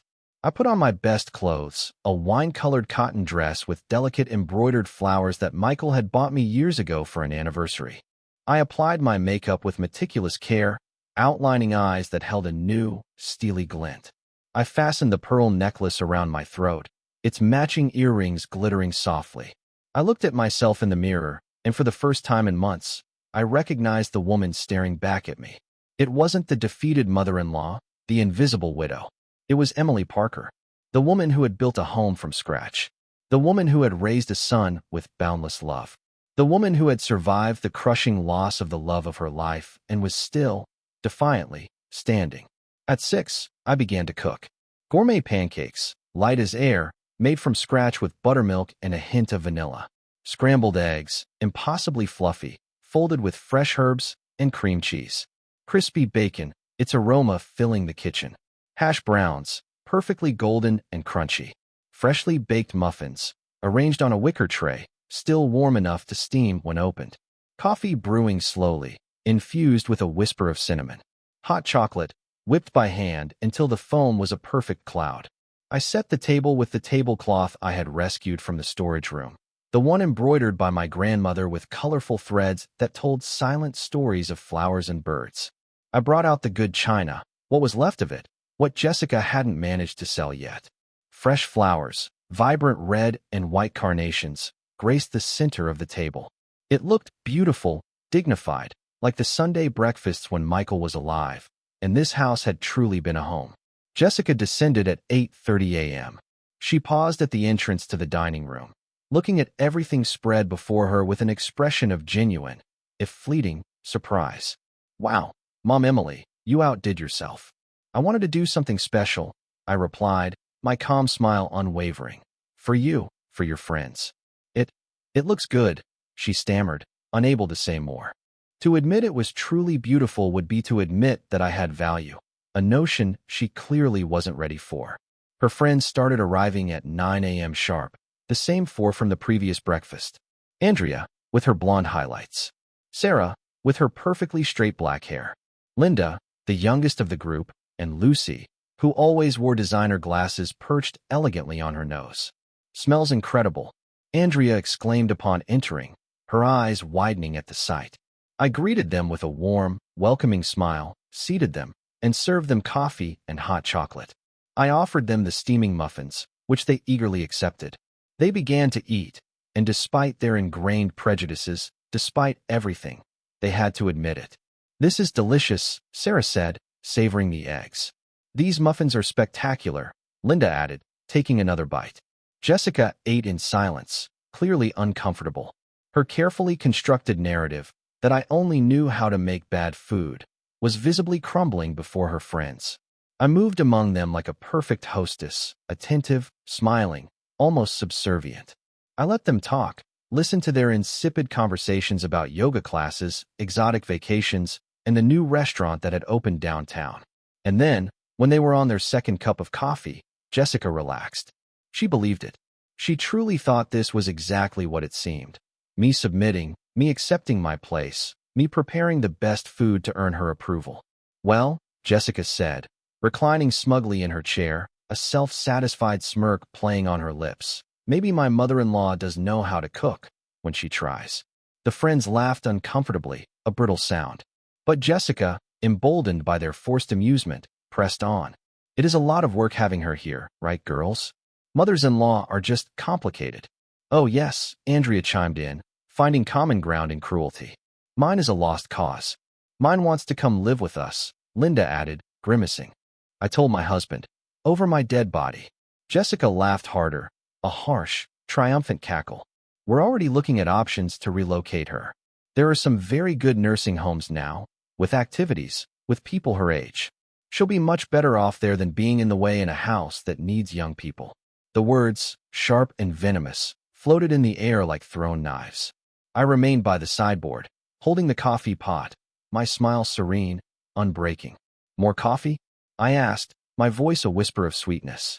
"Yes, please." Jessica extended her cup without looking at me, completely oblivious to the gathering storm. I served her slowly, deliberately. And as I did, my eyes flickered to the clock on the wall. 10:30 a.m. "Excuse me a moment," I said calmly, setting down the pot. "I'm going for more pastries." I walked to the kitchen, but I didn't stop there. I continued straight to my room, closing the doors softly behind me. I pulled out my cell phone, my fingers steady. I called Mr. Thompson. "I am ready," I said simply, the words a quiet declaration. "On my way," he replied, his voice calm, professional. I took a deep breath, letting it fill my lungs, steadying my resolve. I looked at myself one last time in the mirror, my reflection a picture of poised determination. Then, I returned to the dining room with a fresh tray of warmed pastries. The friends were still talking, their chatter oblivious. Jessica had completely relaxed, laughing, reveling in her imagined role as the gracious hostess of a house that wasn't hers. Another 30 minutes crawled by. I moved through the kitchen, cleaning slowly, methodically. I washed the dishes, drying each one with meticulous care, polishing the last of the good china. I moved with the calm, unhurried grace of someone who knows exactly what is coming, savoring these final, quiet moments before the storm broke. And then, at 11:15 a.m., precisely as planned, I heard it. The deep rumble of a heavy engine pulling up outside the house, followed by the distinctive hiss of air brakes. Jessica was still talking, distracted. Her friends were engrossed in their cell phones, a shield against the real world. But I walked to the living room window and looked out. A massive white moving truck, emblazoned with the logo of a transport company, was parking directly in front of the house. Behind it, 3 cars, Mr. Thompson's reliable sedan, Monica Harris's sleek vehicle, and an official car with government plates. Jessica finally noticed my posture at the window, her brow furrowing. "What is wrong, Mom Emily?" "Nothing, dear," I replied, not turning around. "Just visitors arrived." "What visitors?" She scoffed, still dismissive. Then the doorbell rang, a long, official peal that echoed through the house, impossible to ignore. "I'll get it," I said calmly, and walked towards the door. I felt the collective gaze of all the women on my back, a wave of unspoken curiosity and irritation. I opened the door. Mr. Thompson stood there, his leather briefcase clutched in one hand. By his side, Monica Harris, her thick folder of documents held with an air of absolute authority. Behind them, a notary I didn't recognize, his official seal and stamps clearly visible, and 2 judicial officers in impeccable, crisp uniforms. "Good morning, Emily," Mr. Thompson said, offering a small, polite smile. "Good morning, Arnold. Please, come in." They entered, their shoes echoing against the tile floor, each step a declaration. The silence in the dining room was absolute, a heavy, suffocating blanket. Jessica had already risen from her chair, her face drained of all color. Her friends looked at her, confused, bewildered. What is going on?" Jessica stammered, her voice thin and reedy. Monica Harris stepped forward, her voice clear, professional, and utterly devoid of emotion. "Jessica Miller, I am attorney Monica Harris, legal representative of Mrs. Emily Parker, widow of Anderson. I bring an eviction order for unlawful occupation of this property, as well as a civil lawsuit for misappropriation of assets in the amount of $85,000. The silence that followed was deafening, a vacuum where only the faint ticking of Michael's watch on my wrist seemed to exist. Jessica stared at me.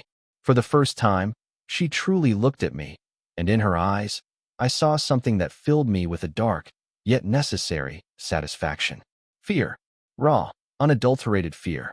"Mom, Emily, what is this?" she whispered, her voice barely audible. I walked to the center of the living room, drawing all eyes to me.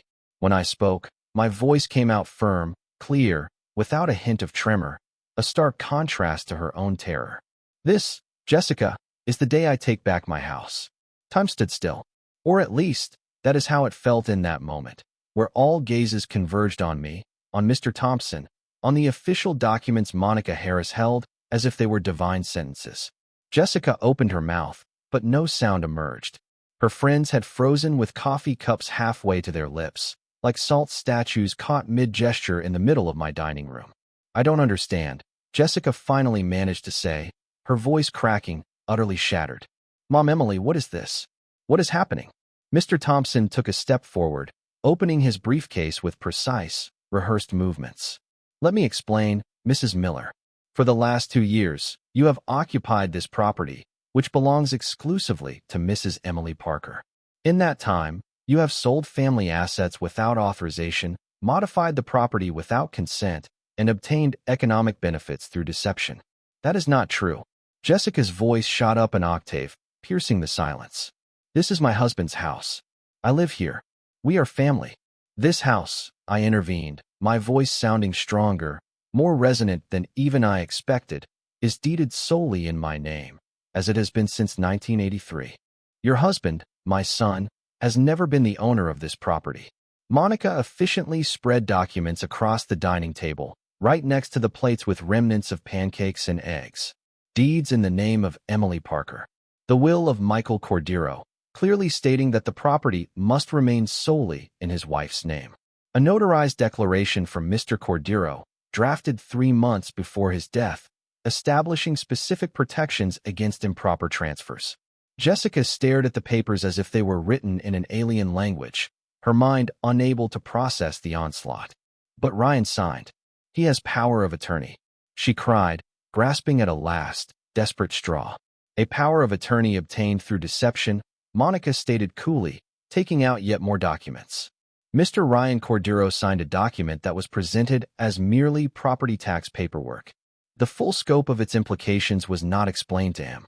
It was not done before a notary with his mother present, and it has since been used for purposes that were never authorized. Therefore, it is void. This is ridiculous.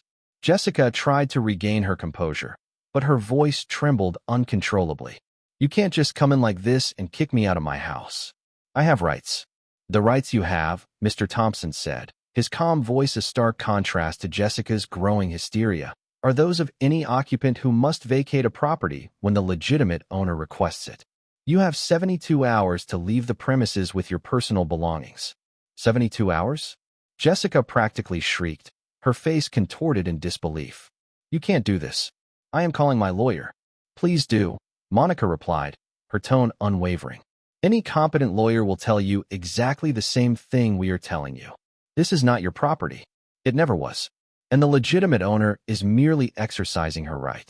Jessica's friends, witnessing the legal drama unfold, had slowly started gathering their bags, uncomfortable, desperate to escape a scene that had transformed from a pleasant breakfast into a full-blown legal confrontation in a matter of minutes. I think we should go, Andrea murmured, her eyes darting nervously. Yes, Jessica, we'll call you later, Sarah added, already halfway towards the door. No. Jessica grabbed their arms, her grip desperate. You are witnesses. You are seeing this. This woman is throwing us out on the street. Me and her own son. Linda gently but firmly broke free from Jessica's grasp. Jessica, this is a legal matter between family. We shouldn't be here. But did you hear? Jessica wailed, a fresh wave of self-pity overwhelming her. She made you this breakfast to humiliate me. This was all a trap. Lucy, the last one heading to the door, paused and turned, looking directly at me, then at Jessica. Her voice was quiet, but firm.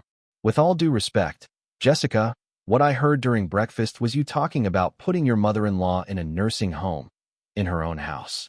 I think she has the right to defend herself.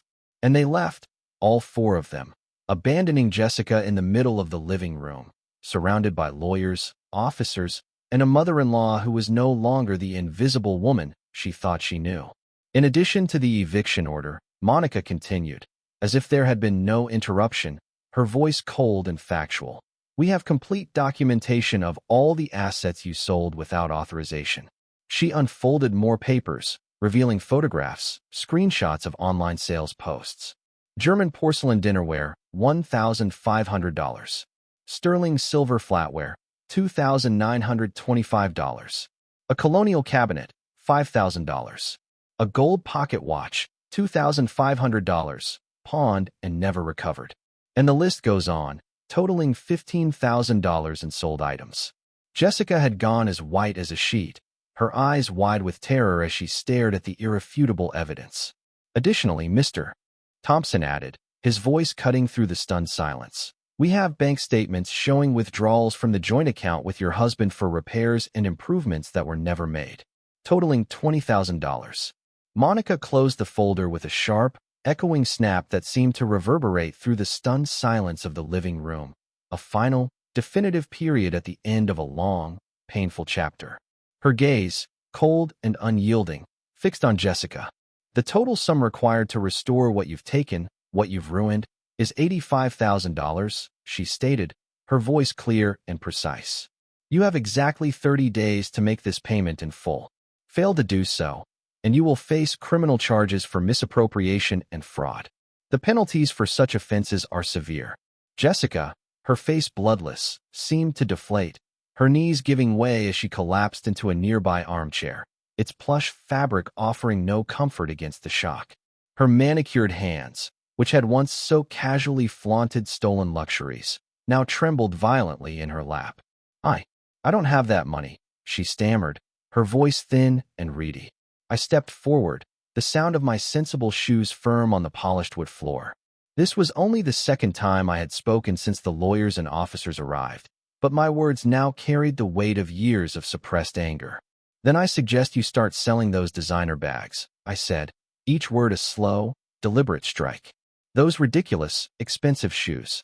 That $5,000 white gold bracelet you were so proud of last week. Every single thing you bought with my family's money. It's time to pay the piper, Jessica. She looked at me, her eyes widening with a raw, visceral hate that momentarily eclipsed all else. But beneath that venomous glare, I saw it, a flicker of something deeper. Disbelief. Shock. The dawning, sickening realization that she had not only misjudged, but catastrophically underestimated the old woman she had so confidently believed she could manipulate into an early grave. Why? She whispered, her voice barely audible, choked with confusion. Why all this? Why now? I walked toward her slowly, each step feeling like a deliberate ascension. With every movement, I felt taller, stronger, more intrinsically myself than I had in years. Because 2 weeks ago, I served you breakfast, I began, my voice steady, betraying none of the turmoil that had once festered inside. And you complained in front of your friends. You said I only knew how to make bad food. You said you didn't know how you put up with me. And they all laughed, Jessica. They laughed with you, at me, in my own home. Jessica blinked, a flash of recognition in her tear-filled eyes as the memory surfaced.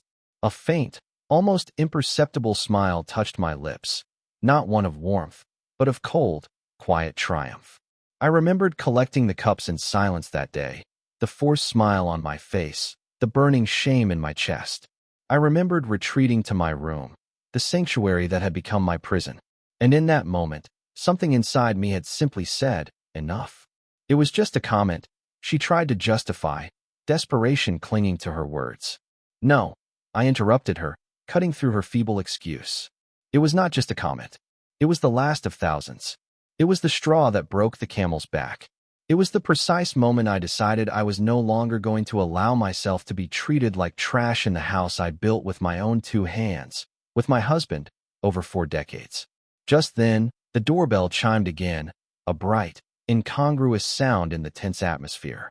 One of the uniformed officers moved to open the door, and there stood Ryan, my son. He was arriving home from work, still in his office shirt, his tie loosened, a bright, unburdened smile on his face, utterly unprepared for the tableau of shattered lives within. What is everyone doing? He asked, his voice light. The smile froze, dissolving into an expression of dawning horror as his eyes took in the scene. The official documents scattered across the coffee table, the stern-faced officers, the large moving truck visible through the open doorway. Mom, what is happening? He choked out, his voice barely a whisper. And there it was, the moment I had dreaded most, facing my son, seeing the realization dawn on his face, the comprehension that I knew, that I had discovered his betrayal. Ryan, I said, and my voice, despite my best efforts, trembled just a little with the raw emotion. Come sit down. There are things you need to see. He walked in slowly, his gaze flicking anxiously between Jessica, who was now weeping silently, her mascara streaking her cheeks, and me. I looked at him with a complex mix of love and profound disappointment, a sorrow so deep it physically ached. Mr. Thompson, our family lawyer for decades, stepped forward, extending a hand to Ryan. Mr. Anderson, he began, then corrected himself smoothly. Mr. Ryan. I am Arnold Vega, your family's lawyer for 30 years. Do you remember me? Ryan, still disoriented, nodded vaguely. Yes, of course, Mr. Thompson. You handled the papers when my dad died. Exactly, Arnold confirmed, his voice gentle but authoritative. And now I am here, because your mother asked for my help. Sit down, please. Ryan, confused and visibly scared, slumped into a chair. Monica Harris, efficient and impassive, then began to show him the same damning documents. The meticulous records of sales, the illicit withdrawals, the shocking nursing home quotes, the callous plans to sell his childhood home. I watched his face closely, seeing it cycle through a gamut of emotions. Initial confusion, then outright shock, a fierce disbelief, and finally, a creeping, chilling horror. He turned toward his wife, his voice raw with accusation. You sold my grandmother's things. My dad's watch. We needed money. Jessica sobbed, clutching at his arm. My patience, already threadbare, snapped. We had money, I interjected, my voice sharp. *I* work. You haven't worked in a year and a half. What did you need to sell my family's things for? For us? For our future? For when this house was ours, is that what you thought? This house was never going to be yours, I added, the words burning with indignation. Ryan sprang to his feet abruptly, his face etched with a sudden, fierce protectiveness. It is my mom's. I always knew that. Why would you think? He stopped mid-sentence, the words catching in his throat. I watched as he made the connections, the fragments of memory clicking into place. Conversations Jessica had subtly steered, papers she had casually put in front of him to sign for tax purposes, the insidious suggestions about mom's good regarding nursing homes. He turned toward me, and in his eyes, I saw something I had never witnessed before, absolute, soul-crushing shame. Mom, I didn't know, he pleaded, his voice cracking. I swear I didn't know she was selling things. The power of attorney I signed. It was only to manage my assets. I finished the sentence for him, my voice devoid of warmth. Did you read the document before signing it, son? Silence. He couldn't meet my gaze. Did you ask Mr. Thompson if it was legal? Did you consult me? Jessica said it was just a formality. He whispered, pain lacing his words. That it would make paperwork easier. I trusted. You trusted your wife more than your own mother, I stated, the words hurting as they came out, a sharp stab to my own heart. But they needed to be said. And while you trusted, she was planning to kick me out of my own house, to put me in a nursing home, to sell the home your father and I built over 40 years of sweat, dreams, and devotion. Ryan let himself fall back into the chair, burying his face in his hands, his body racked with silent sobs. My God, Mom, I'm so sorry. I am so sorry. Apologies do not bring back your father's watch, I said harshly, my voice unyielding. Apologies do not return your grandmother's china. Apologies do not erase 2 years of humiliations, of feeling like a ghost in my own home. I know, he choked out, lifting his tear-stained face. I know. What can I do? Tell me what to do to fix it. I looked at my son, the boy I had raised, the man who had allowed all this to happen out of weakness, out of blindness, out of a tragically misdirected love. My heart ached, but my resolve remained firm. You can start, I said slowly, deliberately, holding up the eviction order so he could see it clearly. You have 72 hours to get your things out of my house. You can go together, or you can go separately. That is your decision. But you are leaving. Mom, I have nowhere to go. He cried, desperation in his voice. You have a job, I replied, my tone flat, unyielding. You have a salary. You can rent an apartment, like millions of people in this city. What you cannot do is keep living here. Not after this. Jessica staggered to her feet, swaying slightly, her face a mask of ruined makeup and indignation. This is your fault, she shrieked, pointing a trembling, mascara-streaked finger at me. You provoked it. You planned it all. That breakfast was a trap. Yes, I admitted without a trace of shame, meeting her accusation with calm certainty. It was because I needed witnesses to how you treated me. I needed your own friends to hear your plans. I needed this moment to be undeniable, impossible to hide or twist. You are a manipulator, I am a 68-year-old woman. I interrupted her with a voice of steel, one that finally decided to defend herself. Call it whatever you want, Jessica. I call it justice. The judicial officers, who had been observing the scene with stoic professionalism, began to move. One of them stepped forward, addressing Ryan and Jessica. "Mrs. Mendes, Mr. Ryan, you have 72 hours to vacate the property," he stated formally. "You may take all your personal belongings. However, any object belonging to Mrs. Ramirez must remain here. The notary will now begin an inventory to ensure nothing else is improperly removed." The notary, a serious-looking man, produced a professional camera and began meticulously photographing everything. The living room, the bedrooms, every piece of furniture, every decorative object. Each item was documented, recorded. Mr. Thompson placed a comforting hand on my shoulder. "Are you okay, Emily?" I nodded, though I was trembling from head to toe. It wasn't from fear. It was from a profound sense of liberation, from pure adrenaline, from the overwhelming, exhilarating feeling of having recovered something fundamental, something I thought I had lost forever: my voice. "I'm fine," I said, my voice hoarse with emotion. "Better than fine, Arnold." Through the open door, I could see the truck workers beginning to enter. Not to take things away yet, but to meticulously mark and classify, to ensure that when Jessica and Ryan finally left, they only took what genuinely belonged to them.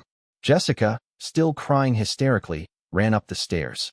Ryan remained seated, head in his hands, utterly destroyed. And I stood in the middle of my living room, my house, my home. For the first time in 2 years, I felt I could truly breathe. The next few hours blurred into a whirlwind of controlled activity. The notary moved from room to room with his camera, documenting every piece of furniture, every object, every intricate detail. Mr. Thompson and Monica retired to the dining room, quietly checking papers, cross-referencing inventories against the meticulous lists I had prepared for weeks.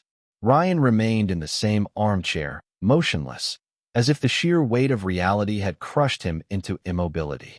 From upstairs, muffled sounds of drawers opening and closing violently, punctuated by angry thuds, indicated Jessica was packing with a furious, desperate energy.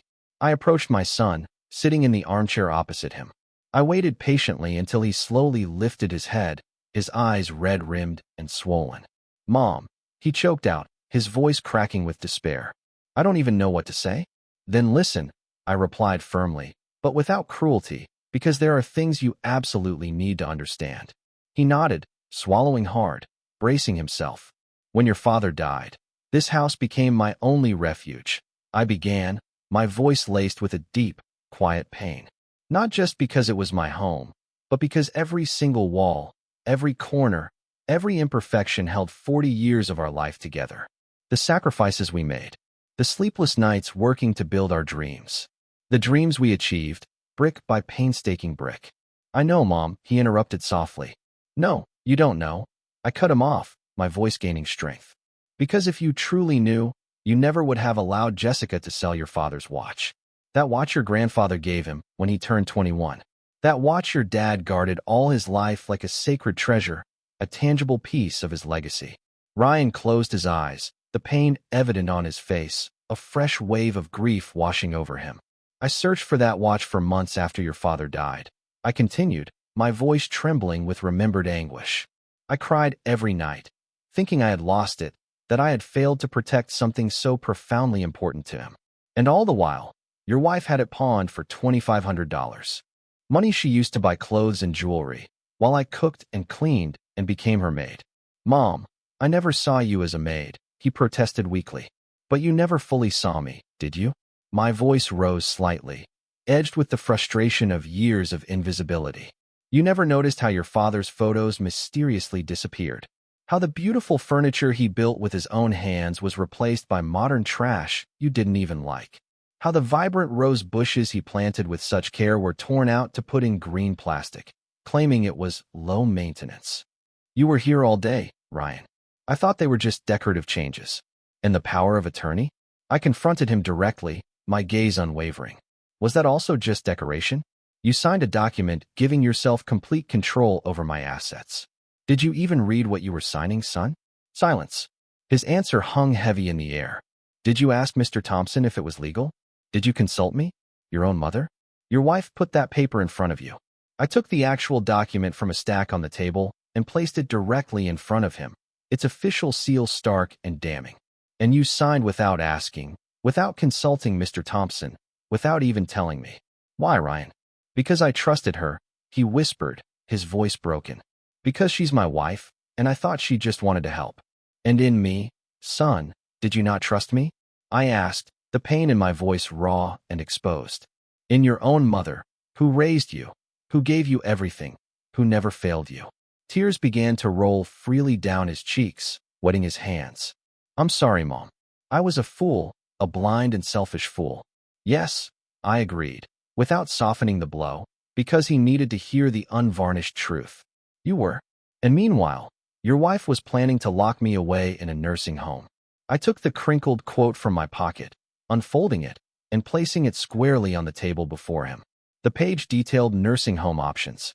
Below it, a handwritten note, Jessica's neat, looping script. Option 1. Tell her it's for her health. Option 2. Wait for her to get more frail. I watched his face as he read, saw the profound sadness morph into a blazing anger. She was going to commit you, I finished for him, my voice chillingly calm. And sell this house for $850,000. Buy a condo in the hills. Start your real life, without the burden of the old mother-in-law who only knows how to cook badly. God! Ryan exploded, springing up abruptly from his chair. Jessica! His scream resonated through the entire house, sharp and furious. We heard hurried footsteps on the stairs. Then Jessica appeared, her eyes swollen from crying, her makeup utterly destroyed. What? She snapped, a defiant edge to her voice, though it trembled uncontrollably. Ryan shoved the nursing home papers into her trembling hands. This? Were you seriously planning this? It was for her own good. Jessica tried to defend herself, her voice cracking. She's old. This house is too much for her. In a nursing home, she would be better cared for. Lie? Ryan roared, throwing the papers back at her, his face contorted with rage. It was so you could sell her house. So you would have money for your comfortable life, while my mother, the woman who gave me life, rotted in a nursing home room. It's not her house forever. Someday, it was going to be ours. Jessica screamed back, her own desperation now turning to fury. It was never going to be ours, Ryan roared again, his voice echoing with conviction. How could you think that? How could you be so? He fell silent, the full, crushing weight of reality finally crashing down on him. His eyes, now devoid of anger, were filled only with a heartbreaking vulnerability as he looked at Jessica. Did you ever love me? He asked, his voice broken, a whisper barely audible. Or was it just for the money? For the house? For what you thought you were going to inherit? Jessica opened her mouth, but no convincing words emerged. I loved you, she said finally, but the words were hollow, devoid of genuine feeling. No, Ryan shook his head slowly, decisively. If you loved me, you would have respected my mother. If you loved me, you wouldn't have sold my father's things. If you loved me, you wouldn't have made me sign documents without explaining the whole truth. He turned toward me, his gaze pleading. Mom, the power of attorney. I want to annul it here now. Whatever I have to sign, I'll sign. But I need you to know. I never wanted to take your house. I never wanted to hurt you. I was a manipulated idiot. But it was never my intention. I know, son, I said softly, a wave of tenderness washing over me, despite everything. That is why you are here, seeing all this. Because you needed to see the truth. You needed to wake up. Mr. Thompson approached, holding out a document, a nullification of the power of attorney. Sign here, Ryan. My son took the pen and, without hesitation, signed. Then he signed other papers, an acknowledgement that the property was exclusively mine, a waiver of any future claim, an acceptance of the eviction order. When he finished, he dropped the pen, his hand shaking, and looked at me, his eyes filled with a raw, desperate hope. Will you forgive me someday? You are my son, I replied, tears welling in my eyes, blurring his face. You will always be my son. But forgiveness takes time, and you have to earn it. Not with words, Ryan. With actions. Anything. He pleaded. I will do anything. Then start, I said firmly, pointing to the documents. Help me recover everything she sold. Every object, every dollar, the entire $85,000 that must be restored. Ryan turned to Jessica, who instinctively recoiled. His voice, when he spoke to her, was arctic, stripped of all emotion. We are going to sell everything you bought, he told her, his gaze unwavering. Every bag, every shoe, every piece of jewelry. We are going to get my father's watch back from the pawn shop. We are going to pay back every single dollar you stole from my mom. We don't have that much money, Jessica wailed. Then we will get a loan, Ryan countered, his resolve unshakable. I will sell my car. I will do whatever I have to do. But you are going to pay what you owe. Monica Harris intervened, her voice crisp and professional. Mrs. Mendes, you have 30 days to restore the full amount, or we will proceed with criminal charges. Misappropriation is a serious crime. You could face up to 8 years in prison. Jessica let herself fall onto the sofa, truly comprehending, finally, the monumental magnitude of what she had done, the devastating consequences. You just wanted a better life at the cost of destroying mine, I said, without a trace of mercy. At the cost of stealing my dignity, my home, my peace. And you know what's worse, Jessica? That if you had been respectful, if you had treated me with a minimum of consideration, I would have shared everything with you. I would have been the mother-in-law who supported you, who loved you. But you chose humiliation, manipulation, theft. I'm sorry, she cried, sobbing openly. I don't care, I replied coldly. Your apologies do not give me back 2 years of my life. They do not give me back my husband's things. They do not erase your words. I leaned in slightly, my voice dropping to a low, piercing whisper. That old woman only knows how to make bad food. Those words made her shrink, physically recoil, because she knew, deep in her gut, that she had said them, and she knew, with sickening certainty, that that had been the fatal mistake, the igniting spark that had triggered this entire, devastating cascade. The truck workers finished their inventory, their clipboards snapped shut. The notaries signed the final documents, sealing the legal proceedings. The judicial officers confirmed the eviction order was officially in effect. 72 hours, one of them repeated, his voice firm. After that, any remaining belongings will be considered abandoned, and the property owner may dispose of them as she sees fit. Ryan nodded, his face grim. We will leave tomorrow. I don't need 72 hours. I will rent an apartment today. Together? I asked, looking between him and Jessica, a profound tension hanging in the air. There was a long, heavy pause. Ryan looked at his wife with an expression I had never seen on him before, absolute, utter disappointment. I don't know, Mom, he said finally, his voice raw. I need to think. I need to process all this. But for now, yes, we will leave together. Because legally, she is still my wife. But if our marriage survives this. He left the sentence unfinished, the unspoken implications hanging heavy between them. Jessica sobbed silently, but didn't protest. She had no argument left, no manipulation, no power. Mr. Thompson and Monica began to gather their things. Arnold approached me, his kind eyes warm. Emily, he said softly, embracing me gently. You did good. Michael would be proud. Thank you, Arnold, I whispered, clutching his arm. Thank you for everything. For helping me find my voice again. When everyone had left, the lawyers, the notary, the officers, the truck workers, I remained alone in the living room with just Ryan and Jessica. The house felt strangely empty, yet full of ghosts. You can stay this last night, I said wearily, the adrenaline finally starting to drain from me. Tomorrow, I want you gone. And every Sunday, Ryan, you can come to eat, if you want. Just you. So we can talk. So we can try to rebuild what broke. And me? Jessica asked, her voice small, fragile. I looked at her. This woman who had humiliated me, robbed me, conspired against me. This woman who had tried to take everything from me. You, I said slowly, each word a cold, hard stone, are not welcome in my house, ever again. When you have paid every dollar of the $85,000 you owe, when you have fulfilled your legal obligation, then, only then, will I consider if I can ever forgive you. But that will take years, Jessica. Many years. She didn't answer. She just lowered her head, defeated. I went up to my room, the silence of the house settling around me like a fragile blanket.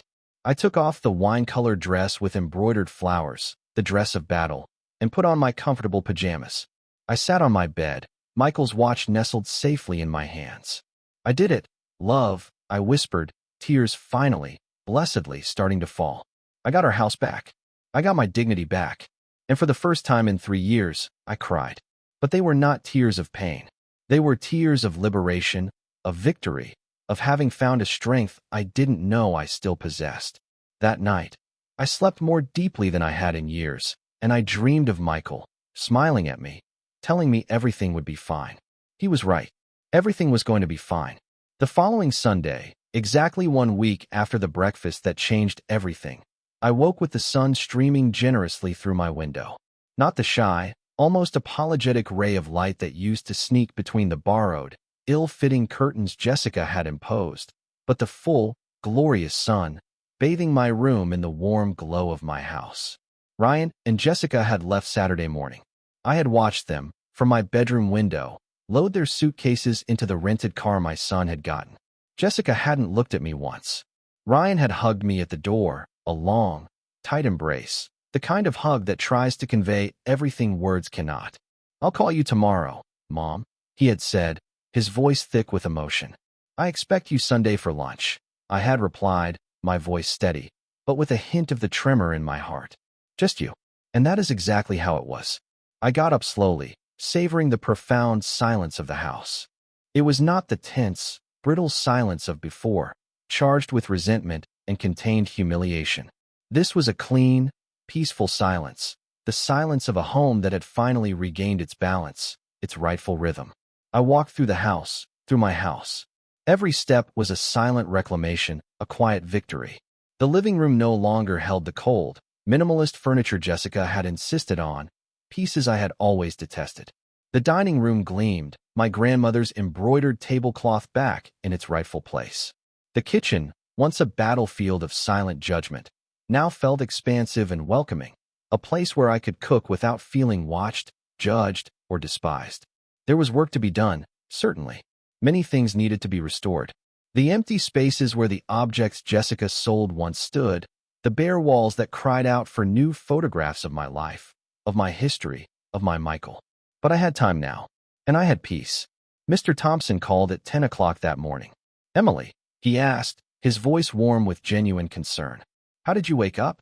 "Good, Arnold," I replied, a genuine smile spreading across my face. "Very good. I have news," he continued, his tone brightening. "Jessica has started selling her things. We've already recovered $12,000, and Ryan took out a personal loan for another $20,000. They're going to meet the payments." My heart lifted. "And Michael's watch?" "We recovered it yesterday from the pawn shop," he said, a note of triumph in his voice. "It's here in my office. You can come for it whenever you want." Tears sprang instantly to my eyes, hot and unexpected. "I'm going there right now," I declared, my voice trembling with joyous anticipation. I dressed carefully, with a newfound sense of purpose. Beige linen pants, a crisp white embroidered blouse, my comfortable walking shoes, and around my neck, Michael's pearl necklace, a cherished gift from our 30th anniversary. I applied light makeup, combed my hair with care. I wanted to look good. More importantly, I wanted to feel good. The trip to Mr. Thompson's office I made in a taxi, watching the city pass by the window. How many times had I walked these very streets with Michael, hand in hand, planning our future? How many times had we promised each other that nothing would ever separate us? And here I was, a widow, yes, but not defeated. Alone, perhaps, but not destroyed. Stronger than I ever imagined possible. Mr. Thompson received me with a warm smile and handed me a small, black velvet box. Inside, gleaming and restored to its former glory, was Michael's pocket watch. Arnold had had it cleaned and repaired. The gold shone like new, the delicate mechanism worked perfectly, its soft, constant tick-tock a comforting sound, like a steady, beating heart. "Thank you," I whispered, pressing the watch against my chest, feeling its solid comfort. "Thank you for everything, Arnold. Michael made me promise I would take care of you if something happened," he said, his eyes kind. And I did. "But Emily, the truth is, you took care of yourself. I just gave you the tools. You were the one who had the courage to use them." I returned home with the watch clutched tightly in my purse, touching it every few minutes, just to ensure it was real, that I had truly recovered it. Sunday at 1 o'clock in the afternoon, Ryan rang the bell. He arrived alone. I opened the door to find Ryan standing on my porch, a solitary figure amidst the quiet Sunday afternoon. In one hand, he clutched a paper bag, the familiar aroma of warm pastries wafting from it. Grandpa Joe's Bakery, a place we hadn't visited in years. In the other, a vibrant bouquet of flowers, red carnations, my favorites, their petals a defiant burst of color against the muted backdrop of his somber suit. "Hi, Mom." "Hi, son. Come in." My voice was steady, belying the tremor of anticipation in my heart. I stepped aside, letting him pass into the house, a house that still felt like it was breathing a sigh of relief. Inside, the kitchen was filled with the rich, earthy scent of mole poblano, his favorite dish since childhood, a recipe Michael had perfected and we'd made for him on every single one of his birthdays. A pot of red rice simmered on the stove, alongside a bowl of pinto beans, and a stack of fresh, warm tortillas I'd bought from the market that morning sat wrapped in a cloth. We settled at the dining table, the same sturdy oak table where countless family meals, boisterous celebrations, and quiet confessions had unfolded. But today, the air was thick with a different kind of silence, heavy with unspoken regret and fragile hope. It was just the two of us now, a mother and son, attempting to bridge a chasm that had seemed, for a time, uncrossable. Ryan picked up his fork, hesitated, then took a small, hesitant bite of the mole. He chewed slowly, his gaze distant. "Mom," he began, his voice low, almost a whisper, "after that first taste, I've been in therapy." I looked at him, startled, a gasp catching in my throat. Surprise, yes, but also a surge of something akin to relief. "I found a psychologist," he continued, meeting my gaze, his eyes red-rimmed but resolute. "I need to understand how I let all this happen. How I could have been so blind, so incredibly weak." "You are not weak, Ryan," I interjected, my voice firm, refusing to let him wallow in self-condemnation. "You were manipulated. Cruelly." He offered a sad, half-smile, a shadow of the boy he once was.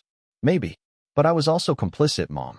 Signing that power of attorney without even reading it, never once asking how you felt, not noticing Dad's things slowly disappearing. All of that was my responsibility. My failure." The silence that followed was heavy, punctuated only by the clinking of our forks against the plates.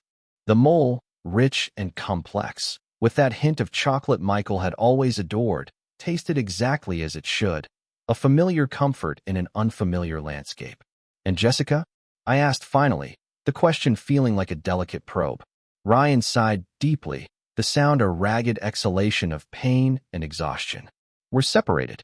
Not divorced yet, but we live in different apartments. She's selling everything, just as we agreed. She worked with a consignment agency for the designer bags and jewelry. All the money goes straight to your restitution account. And you? How are you?" I pressed, my heart aching for him. "Destroyed," he admitted with brutal honesty, looking up at me, his eyes raw, but also relieved. "As if I can finally see clearly after years of living in a thick, suffocating fog. My therapist says Jessica was a narcissist, that she used insidious manipulation techniques, that she slowly, deliberately isolated me from you without me even realizing it was happening. I don't want you to think this was only her fault," he added quickly, almost defensively. "It's not."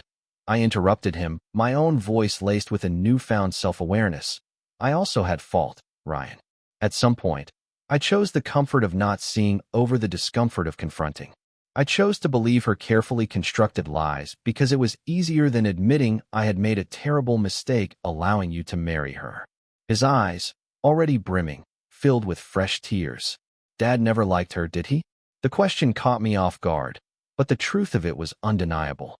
"Your father had reservations, yes," I confirmed softly, remembering Michael's words as if they were uttered yesterday. "He told me once, months before he died, 'Emily, that girl looks at our house as if she's counting money.' But I told him not to judge so quickly. I said Ryan loved her, and that was enough." I paused, a wave of regret washing over me. He was right. Ryan nodded slowly, tears tracing paths down his cheeks. "Yes, but a father cannot live his son's life for him." I continued, my voice gentle but firm. "You had to learn alone. And God, how it hurt to see all this happen. How it hurt to watch you fall. But I also understand that some lessons, the most profound ones, are only learned by falling yourself." Ryan wiped his tears with a napkin, his shoulders shaking slightly. "Will you ever be able to forgive me completely?"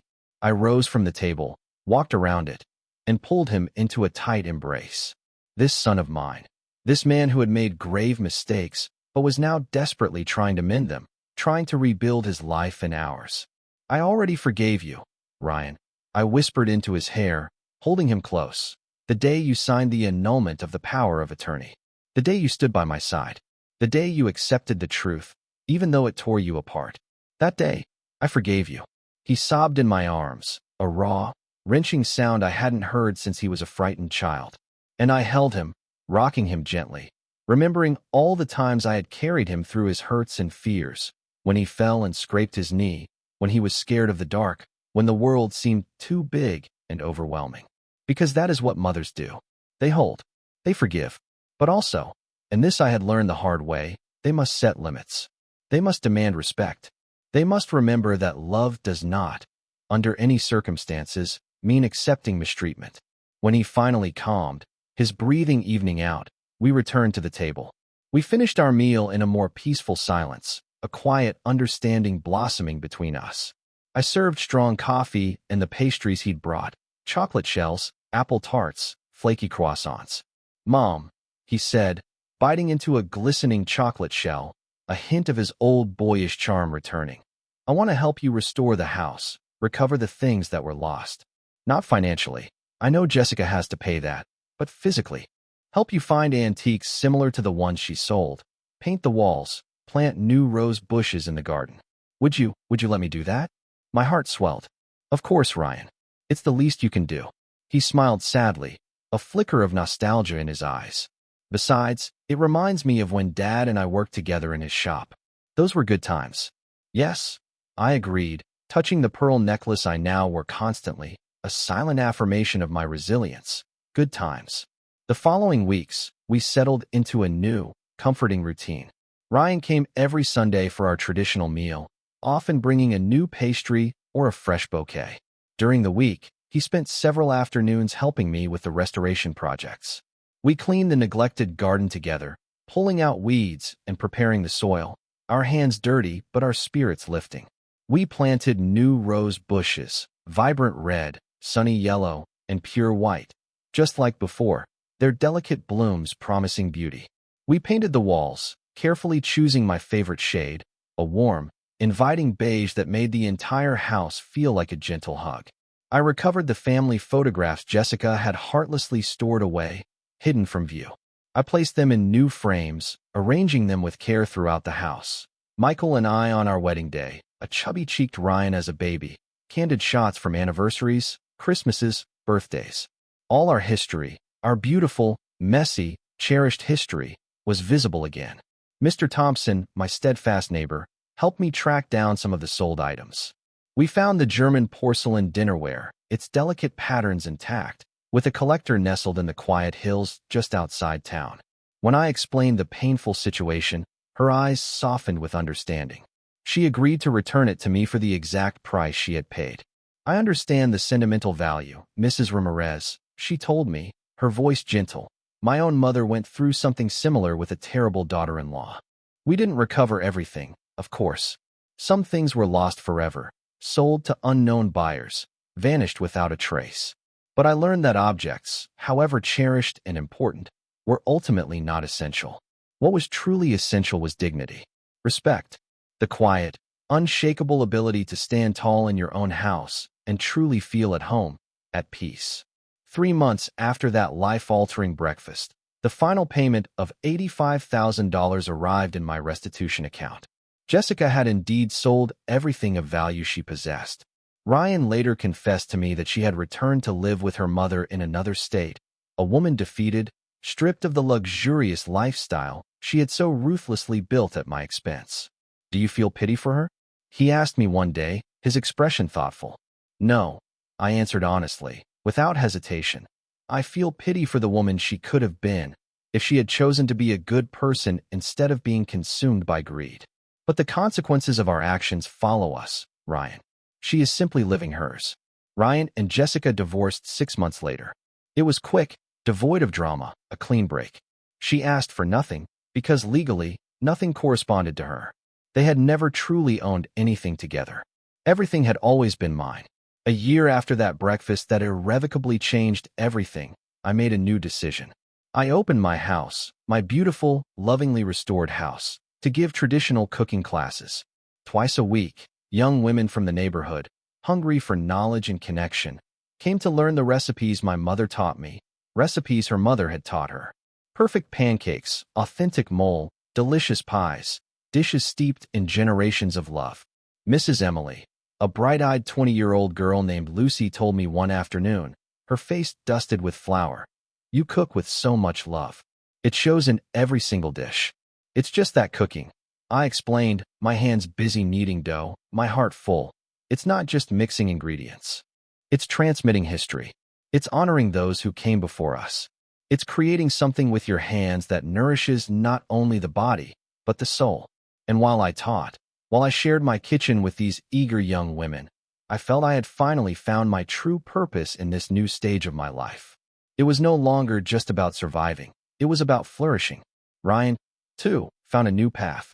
He met someone new, a woman named Laura, an elementary school teacher. She was simple, genuine, and kind, and she greeted me with a respectful smile and a firm handshake the first time she came to the house. She didn't call me Mom Emily with that saccharine, condescending tone Jessica had used. She called me Mrs. Ramirez until I told her, my heart warmed by her sincerity, "You can call me Emily, dear." I saw how my son smiled differently with her, more authentically, more like his true self. "Do you think I'm ready for another relationship, Mom?" he asked me one Sunday, his gaze searching. "I think," I answered carefully, choosing my words with the wisdom I had gained, "that you learned important lessons, that you went to therapy, that you faced your mistakes head on. So yes, my son, I think you are ready. But this time, choose with your heart, but also with your eyes wide open." "I will, Mom," he promised, his voice earnest. "I promise." At night, when the house was silent and still, and I sat in the living room with a comforting cup of tea, I looked around me and felt a profound, abiding peace. This house had once been a battlefield. It had been the scene of my deepest humiliation, my betrayal. But it had also, through grit and grace, become the scene of my resurrection. I took Michael's watch out of my pocket. I always carried it with me now, and held it under the soft glow of the lamplight. Its constant, reliable tick-tock was like the steady beat of a heart refusing to stop, a whisper of enduring presence. "I kept my promise, my love," I whispered, as I did every night. "I took care of our son. I helped him find his way back. And I didn't lose my dignity. I recovered it." I closed my eyes and could swear I felt his presence, not in a ghostly or strange way, but in the way he had always been present, in the sturdy walls we built together, in the cherished memories we shared, in the love he had planted so deep in my heart that not even death could tear it out. 2 years later, Ryan married Laura in a small, intimate ceremony in the garden of my house. The rose bushes we had planted together bloomed splendidly, a riot of red, yellow, and white petals, filling the air with their sweet, intoxicating perfume. When I passed the wedding ring to Ryan to place on Laura's finger, I leaned in and whispered, "Your father would be so proud of the man you have become, my son." "I am too," Laura said, hugging me warmly after the ceremony, her eyes shining. "Thank you for welcoming me into your family, Emily. And thank you for teaching Ryan what real respect means." "It was a hard lesson for all of us," I replied, returning her embrace. "But difficult lessons are often the ones that transform us most deeply." Now, sitting here in my living room, having turned 70 a month ago, I look back and see the entire path I have traveled. I remember serving that breakfast 2 years ago. I remember those cruel, cutting words that had once shattered me. That old woman only knows how to make bad food. I don't know how I put up with her. I remember smiling, collecting the cups, and retreating to my room, my heart a raw wound. And then, 2 hours later, the unexpected arrival of a truck in front of my house. A pivotal moment that changed everything. Because that was the day I stopped being the silent victim and finally became the true protagonist of my own story.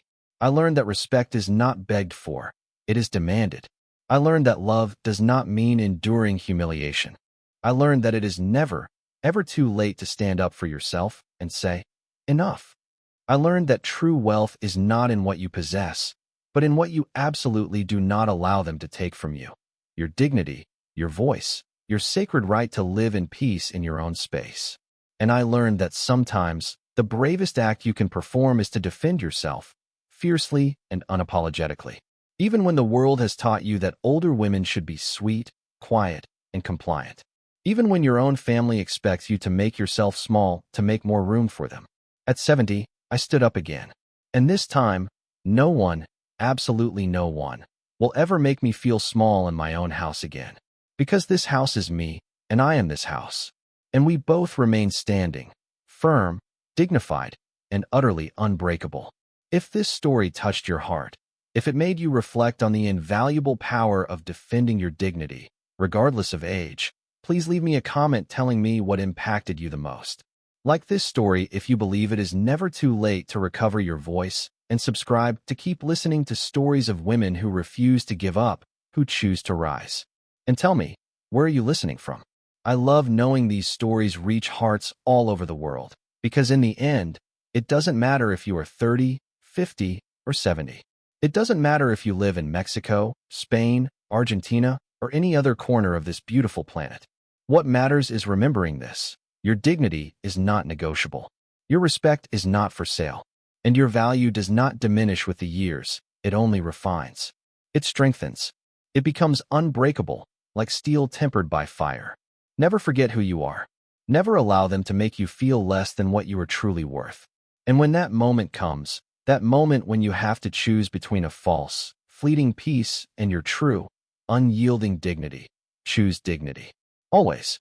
Because life is far, far too short to live it on your knees. The end.